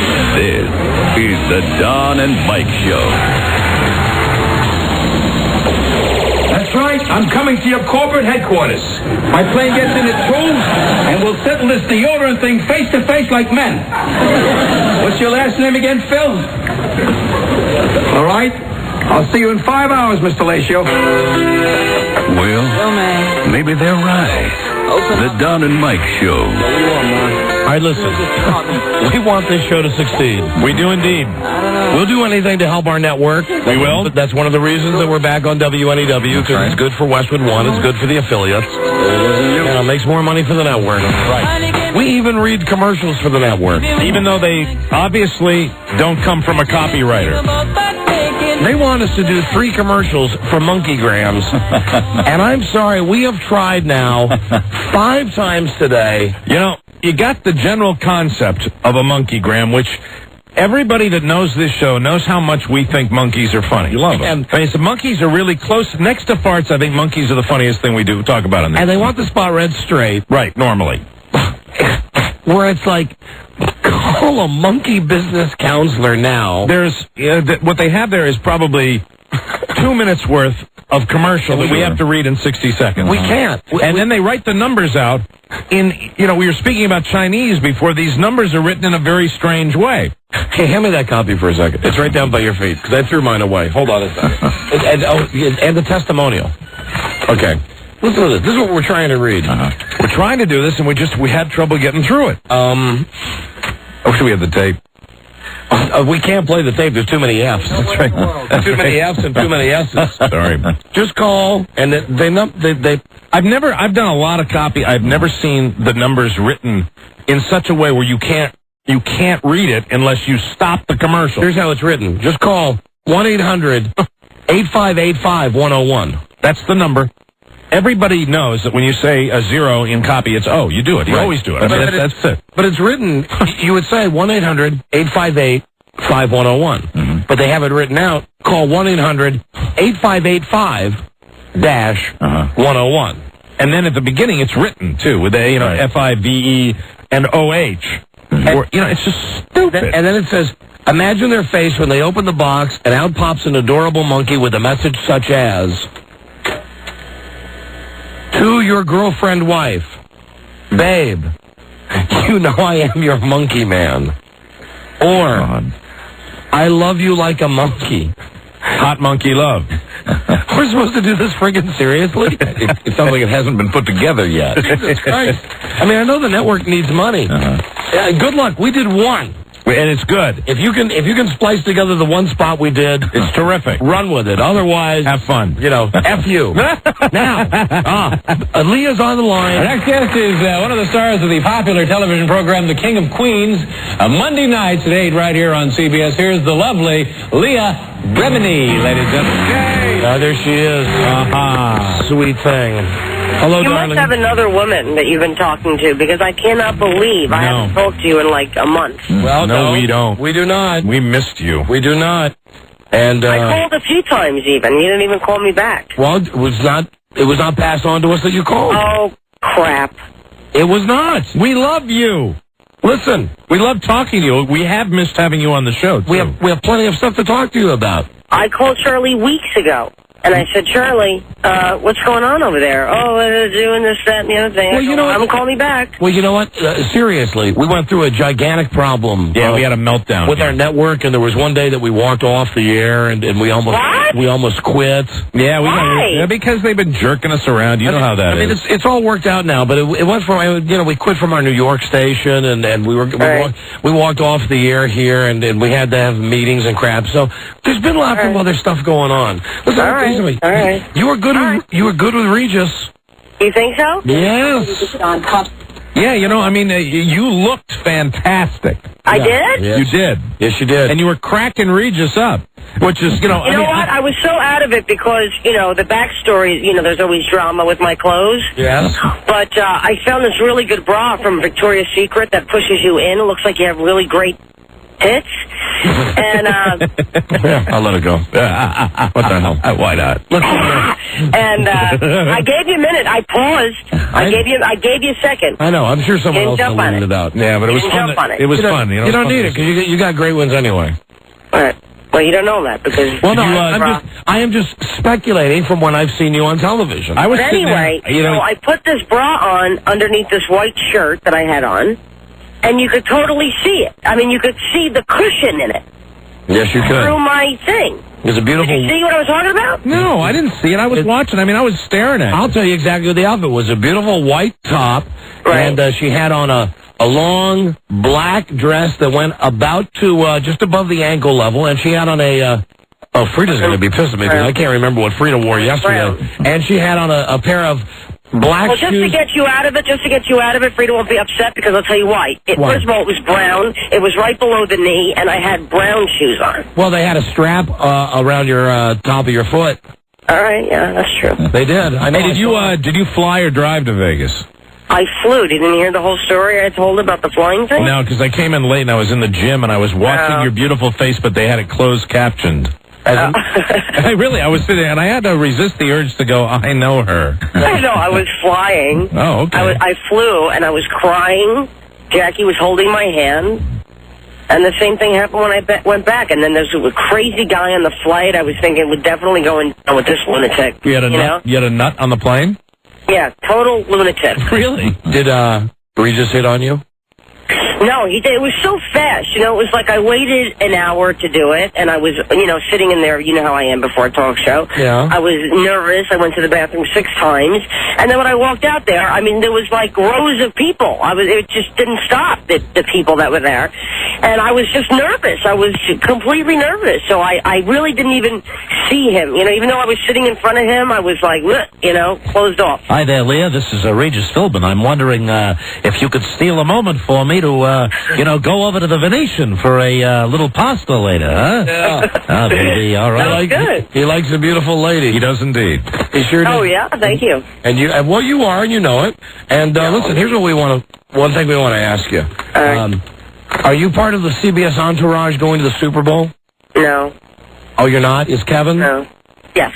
Well, I want you to give Kevin a message. Okay. That, listen, we are so pissed at CBS that what they've done is they've taken the budget away from the radio division. Like, for instance, I asked you not, Leah, the station won't buy envelopes anymore so that we can mail out prizes. That's how cheap they are. However, this same company bought 2 DC-10 jets, totally gutted them out, made them all first class. One jet is for CBS executives to fly to the Super Bowl, and the other jet is for the CBS stars to fly to the Super Bowl. Well, that's not true because Kevin is flying on a commercial flight, a normal flight. Well, he's not going down on the jet? No, that's not true. Then he must not be on the same plane as Ray Romano. Oh. Because I'm telling you... But that shows you, the difference, Okay, well then, maybe you should call Ray Romano and tell him that he's going to die. Well, anyway, what we're sure of is that because CBS bought these jets, they bought them cheap, and Mike was telling me that they're real old planes. Yeah, they're DC-10s. I've never liked a DC-10 anyway. Did I tell you what happened? I mean, the last time we flew, we went to NAPD, last year in New Orleans, and we came back on this supposed private jet, and I was all excited about it. Yeah. And it was like mauve from 1970s. It was like mauve and pink, and like a darker pink and a lighter pink. That was basically the color scheme of the plane. It had no amenities. I mean, when you think private jet, you think private jet. You think cushy, like, fancy. Yeah, not at all. How was the flight? They have this piece of wood that they bring in for your quote-unquote meal. Like literally a piece of like drywall that they put a napkin over to make it look fancy, and it's completely uncomfortable. You're sitting facing two other people, so you can't stretch your feet out. It's not like a private jet. I want you to get the wrong idea because I was miserable. Well, you should tell. Well, if Kevin's not on that plane, good for him, because the bottom line is we're positive that the plane is crashing. Don't say that. We're positive that Ted Danson, Ray Romano, say that. I hate it when he does this. Touched by an Angel, whoever the big ones are. Don't say that. It's not going to crash. That plane is going down. But why are you bitter? Well, okay, here's why we're bitter. We've had a bitter month. We're bitter because, well, we can't tell you all the reasons we're bitter, but we're bitter about the money because this company is so goddamn cheap that they won't pay for envelopes to mail out a stupid prize. Yet, at the same time, this is the same company that buys two airplanes, guts them out, totally refurbishes them, and the planes... That's not true! Honey, it is true. Just because Kevin's not on was on it, and it wasn't fancy. Leah, you were on it. No. Leah, this is new. They've done this for the Super Bowl. One plane just for executives, one plane for the CBS stars. And if it's a DC-10, it's a heavy, it's a jumbo jet. What I'm saying is that this is why we're pissed. This company won't spend $1 to buy an envelope, yet they bought 2 weeks ago 2 planes. They've refurbished them. The planes will be used exactly 4 times. Kevin's probably doing a commercial because he's got to be down there a little earlier, right? Are they whoring him out again to make him work somewhere? I don't think he's I don't know what he's doing. I bet he's going to do that show that my friends Buddy and Mike went to last year. I bet he is. He's doing the CBS or the Viacom. The thing is, you got to blame the advertisers. You got to do some heavy ass kissing with your advertisers. No. That you promote on your show. Oh no. These are the people who should be paying you guys, making you guys comfortable. No. What? No, listen. We appreciate our advertisers. It's up to Charlie to call these people and say, listen, Don and Mike want a little bit of this and that. They talk about your insurance or they talk about your whatever. No, you know what I'm saying? That's not how it works. And I want to tell you something else about CBS right now. The radio division, really, I ask you not, it's supporting the television division. That the radio division is making billions of dollars, and the television side is not keeping up its end. Right. I mean, that's an internal fact about CBS. Hi, Charlie. Don't forget iVision. Oh, yeah, and listen to this, honey. Okay. For 5 replays in the whole game. The same company that won't pay for an envelope so we can mail out a prize, they're spending $600,000 for a camera for the Super Bowl that will be used 5 times so that they can bring Matrix-like replays 5 times during the game. Right. They're spending $600,000 on that. But, honey, do you know how much money they make during Super Bowl time? All right. I realize that they're going to make $200 million on the Super Bowl. Okay. Do you know how much money our show made last year? Just in Washington, D.C.? How much? Not for the network? What? $11 million. All right, so where's Charlie on the phone? Get Charlie on the phone. Charlie's in the studio right here. Where are your agents? Where are your managers? Get on it. Well, they suck. But listen, it doesn't matter. Why? Because it doesn't matter. It doesn't. Of course it matters. No, it doesn't. You've just complained about 15 minutes. It matters a lot. Yeah, but what I'm saying is there's nothing we can do about it. But that's not true. There's always something you could do about it. For us... You don't eat Wait, get ready for the bleeping, okay? I didn't even say it. All right, I had to beep that out. Now listen, and generally speaking, we don't eat it, Shay. Okay? Okay. We don't. Ever in life, ever. If you don't like it, change the situation. Honey, listen. Maybe you don't know what it's like in the real world because I know you're a television star. Oh, yeah, because I have it easy, honey. But listen, but down here in the real world where I got a kid in school and I got a kid who's going to be going to college and Mike's got 2 little kids. That's exactly why you say, listen, I deserve the little perks in life. The amount of money I make this damn station, I deserve a little perk once in a while. And if you know what my kid wants to go to the damn Super Bowl, get me on that flight. That's what I'm saying. That's right. We should demand that they divert that DC-10 from Los Angeles to D.C. It'll never happen. I wouldn't get on it. All right, I'm not getting crazy Never now. happen. Listen, this... All right, don't get crazy. I'm trying to help you. I'm trying to help you. How are you? I have my period. Always. Now, I'm checking out your ratings here, and I see that, once again, King of Queens... You know what? Listen to this. They put that show, Welcome to New York, on after King of Queens. Right. Please. What happened? Well, you guys do a 13 share. Right. They come on, and they turn it into a mighty 10 share. So they can't hold the audience. Well, that's good. And you still win your time slot. And you guys are getting a lot of good press now, too, right? Do you think so? I don't think so. I've read a few very, very good things, and things that were interesting because the last article I read about King of Queens, the tone of it was as though it's now established itself as a bona fide hit. Yes, and that's good. When they start writing that kind of stuff, that old syndication pie might be just around the corner. How many episodes? What I don't get is why we don't really get any acknowledgement. Like, we're not nominated for a People's Choice Award, and there's Kevin hosting the show. You know what I mean? Yes. We're not hello? Yes, no. Listen, we're not nominated. You see what I'm saying? Like, we didn't do anything. Like the first year, best new show, nothing. Breakout actor, nothing. We got nothing. I think maybe next year might be the year for that. I hope somebody at CBS is listening to this because, listen, you have 3 performers right now. Unhappy performers. And we are all unhappy for various reasons. That is correct. No, that has nothing to do with CBS. Leah, Remini, Don, and Mike, we all demand more. Sure it is. No, I'm saying the network has nothing to do with us getting nominated. Oh, you mean you're happy with the network then? Honey, it's given me a successful show the first time in my career. I think. All right. The network has everything to do with you getting nominated. They could get a PR campaign going for you. Absolutely. They could run better promos. They could highlight the fact that your show kicks ass in the ratings. There's politics behind all those awards, Leah. You know that. I mean, please, why do you think Robert Downey Jr. won? Do you think it's because he's so scary talented? No. Why? It's because he was arrested. He won because he was arrested. I should do something crazy or what? No. I mean, well, he's in the same boat as you are. Fox won't do anything to promote. Though, let's go down this highway for a second, okay? Leah, I'm thinking to get a little more ink.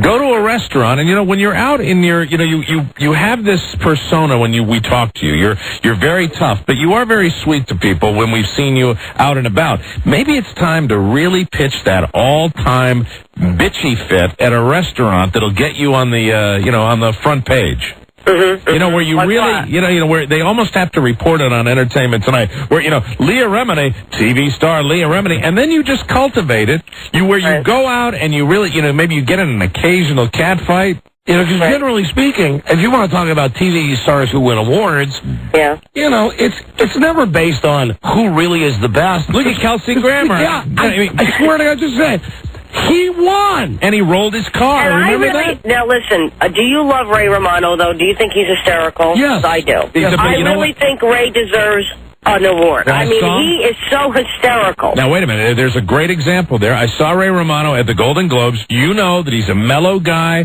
family man, very normal, not into the Hollywood scene. You look at a guy like Kelsey Grammer a few years back when he's driving that Viper and he turns it over, and his personal life is a shambles. They love that in Hollywood. Right. Right. They do. Right, so you got to do something. You got to get a network that promotes the hell out of you. And then just misbehave horribly. Or you got to, like, go into a restaurant and just hike up your skirt and, and do something. Did you read in the Enquirer where it said that I told the coffee guy to go F himself? That's perfect. You can build on that. But that was just a little tiny article in the Enquirer. I thought it would be, I was hoping it would be bigger, but it wasn't. Which one? Who's on the cover? I don't remember. It's like 2 weeks ago. Oh, look at this one. Look at this one. Oh, this is the type of publicity you need. World exclusive. Brad and Jennifer hooked on drugs. Perfect. Yeah, that's ridiculous. Yeah, perfect. How okay, about this and then, yeah, like I got into a little tip with a girl at Southwest Airlines last night. I'm hoping that she does, like, go tell a story about me. Now, was it a real tip, or are you blowing it out of proportion? No, it was a real thing. You really got to see, but you make that hair-pulling, shouting. No, I didn't hit her, but if she would have come back with any more, I was getting close to it, and I had about 10 people behind me. What were you mad about? Do you know how they get all high and mighty when you're boarding a plane? Right. And I have my pre-boarding pass with me. Yeah. And it was like, a group of about 30 people. This is not just me. This is just normal people. We're all trying to get on the plane. And it was about 30 people standing there, and she just walked off, and we thought to follow her, because she didn't say wait here or nothing. Yeah. So we kept going, and then she said, she turned around and she starts yelling at us through that whole, that hallway, that long hallway, that plank you got to walk down. Right. And she goes, did I tell you to follow me? And before we could answer, she goes, I don't think so. Oh, lovely. And the whole group was just standing there stunned. I go, first of all, we don't work for you. Second of all, who the hell do you think you're talking to? Really? Did you let her have it? Paying customers. And I became the representative of my group. Good. That's good. Aaliyah, that's beautiful. You know what I'm saying? And she said, well, I didn't tell you to stand there. You're not supposed to be standing there. I said, you're not supposed to be talking to me at all. Or any of us, for that matter. You're right. Good for you. I like that. Good for you. And then the woman, she's kind of standing by me like I'm her, hero. Do you know what I mean? Mm-hmm. She goes, well, maybe we should stand back. I go, honey, we pay these people, okay? Right. They're paid to be here. They're not paying us. We pay them. All right. And she just stood behind me. You know what I mean? Like, oh, it was so cute. But I just hate. She goes, we better stand behind this line. I go, if she says one word to me, like to stand behind the line like a good little girl, I swear to God, Mom, I'm going to crack her in the mouth.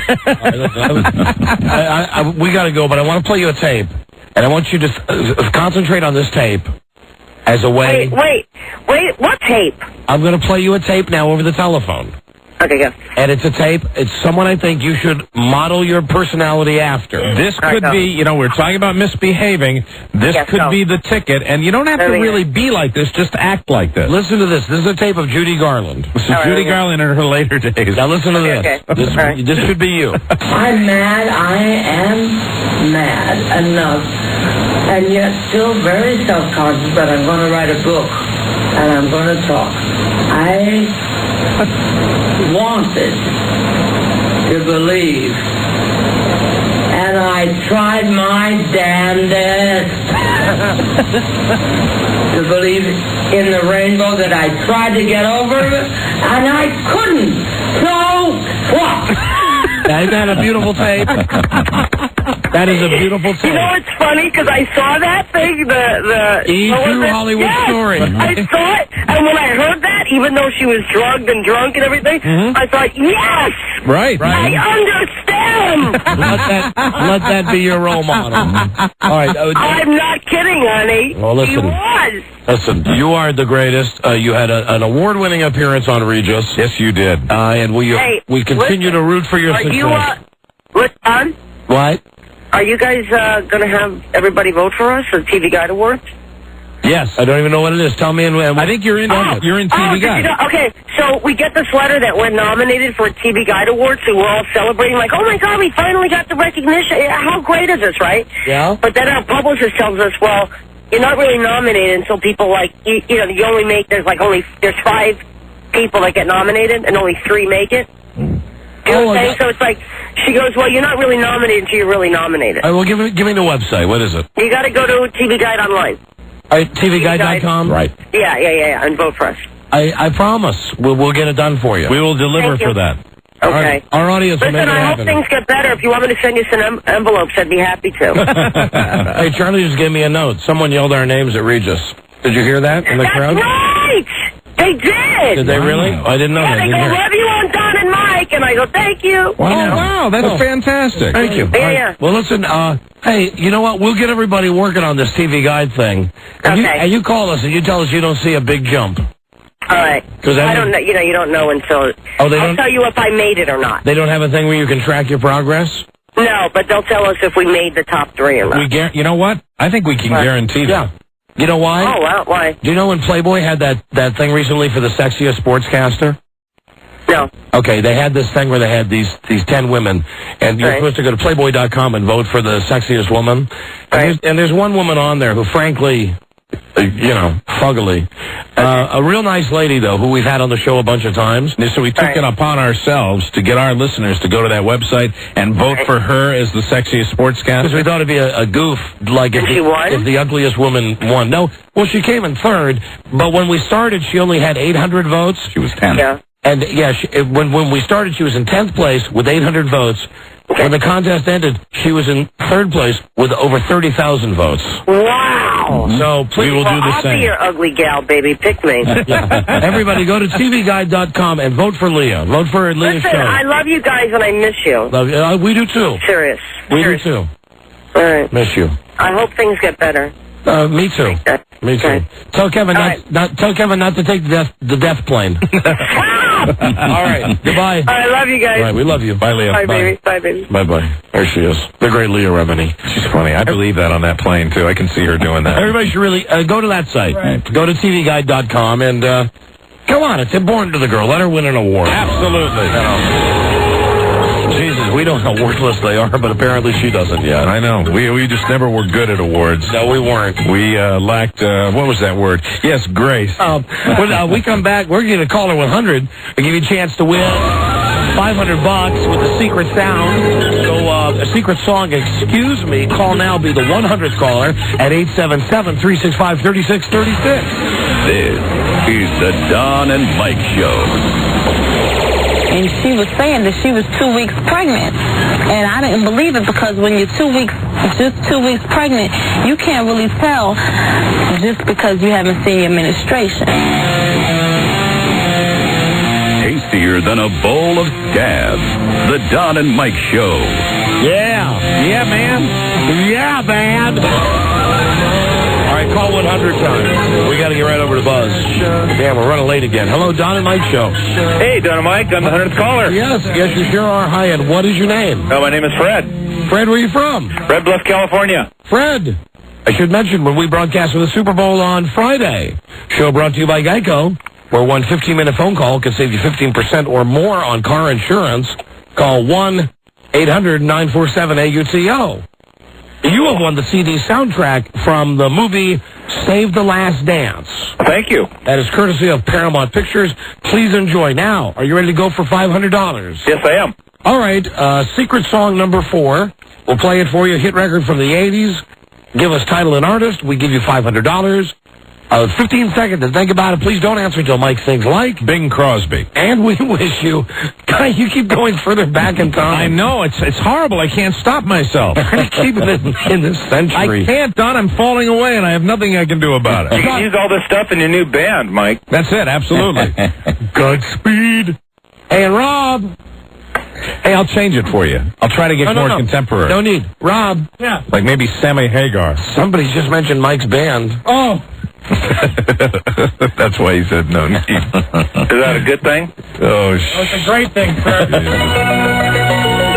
Hi, this is Mix 107.3's Jack Diamond. Wishing you and yours the happiest of holidays. No, that's not the one I wanted. That one? Hey, listen, are you there? Hey, you know what? On the phone? Yeah. You know, I'll set it up for you the right way, because it's the way it should really go, okay? Hey, this weekend we're going to try to, when I get back from the Super Bowl, we're going to try to squeeze in another band rehearsal.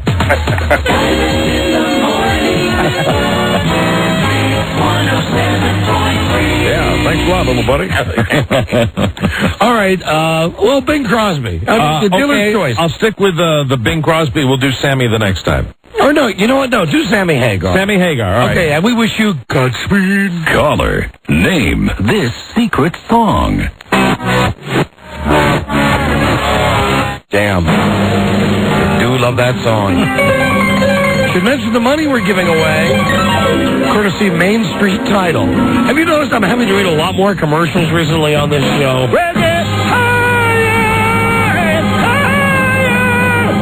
Yeah! That sucks.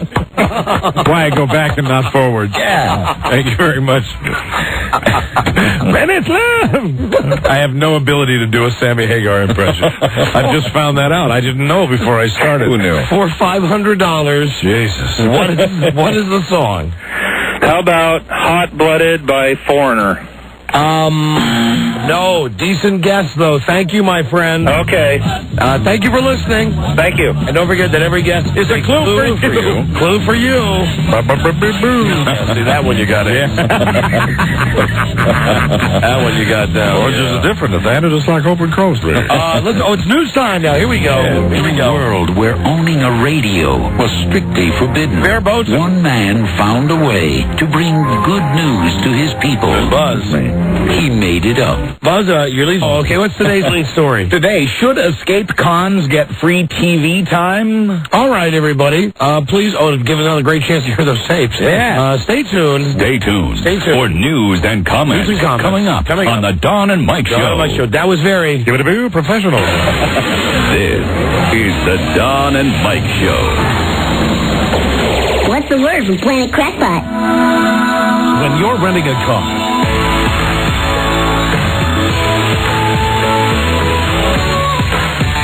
They're off the hook. Don Geronimo and Mike O'Mara. Hi, Buzz. Hi, Don and Mike. The last couple of escaped convicts from Texas surrendered peacefully this morning, but it could have gotten ugly. The FBI says it found 10 loaded handguns and 2 loaded shotguns in their Colorado Springs motel room. The men surrendered without a fight after being allowed to do short interviews with a local TV station.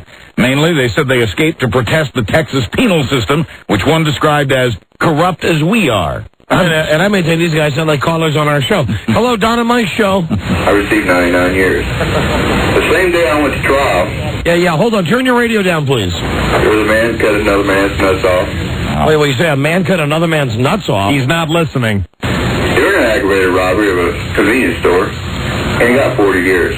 To those who say they cannot accept this... Wait, hold on a second. Oh. Accidentally fired another one, man. What was that?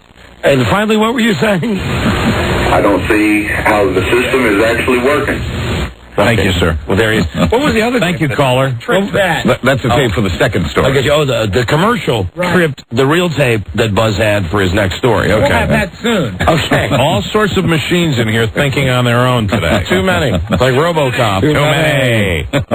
A Texas prison spokesman says people know what slime balls they are in reference to their comments about the prison system. Authorities say the convicts were given TV time as a way to get them to give up without bloodshed, and a fast survey today shows that most Americans think that was probably a good idea. Authorities in Texas now say they'll go for the death penalty for the escaped convicts who survived. Good, put it on Fox. Because of the officer who was killed just outside of Dallas on Christmas Eve. Right. The state of Georgia is changing its controversial flag. By a close vote, 94 to 82, lawmakers have voted to keep the Confederate battle emblem. Rob, were you down there lobbying for that? It was a tough day, but we'll win in the end. Oh, God. They did vote to move it to the bottom of the banner alongside 4 other symbols. Civil rights activists were threatening to boycott the state if the emblem wasn't removed, but in the end, they called off the boycott and agreed to this compromise. Now it's up to the Georgia Senate. Lawmakers say those who object to the compromise shouldn't be objecting. And here's tape of one of the Georgia lawmakers now. Gotcha. So, toss my salary. Now, that's one of the prisoners, I'm just sure. Okay. I'm mad. I am mad enough.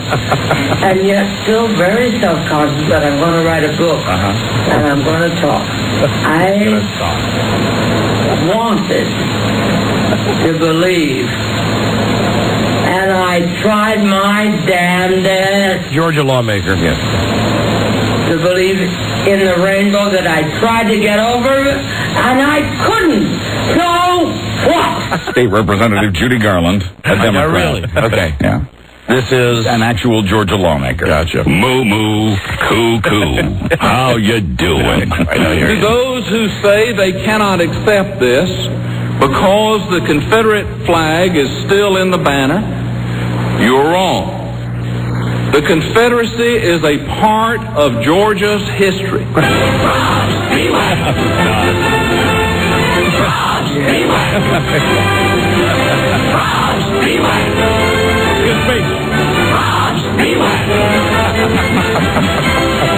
He used to love that shout.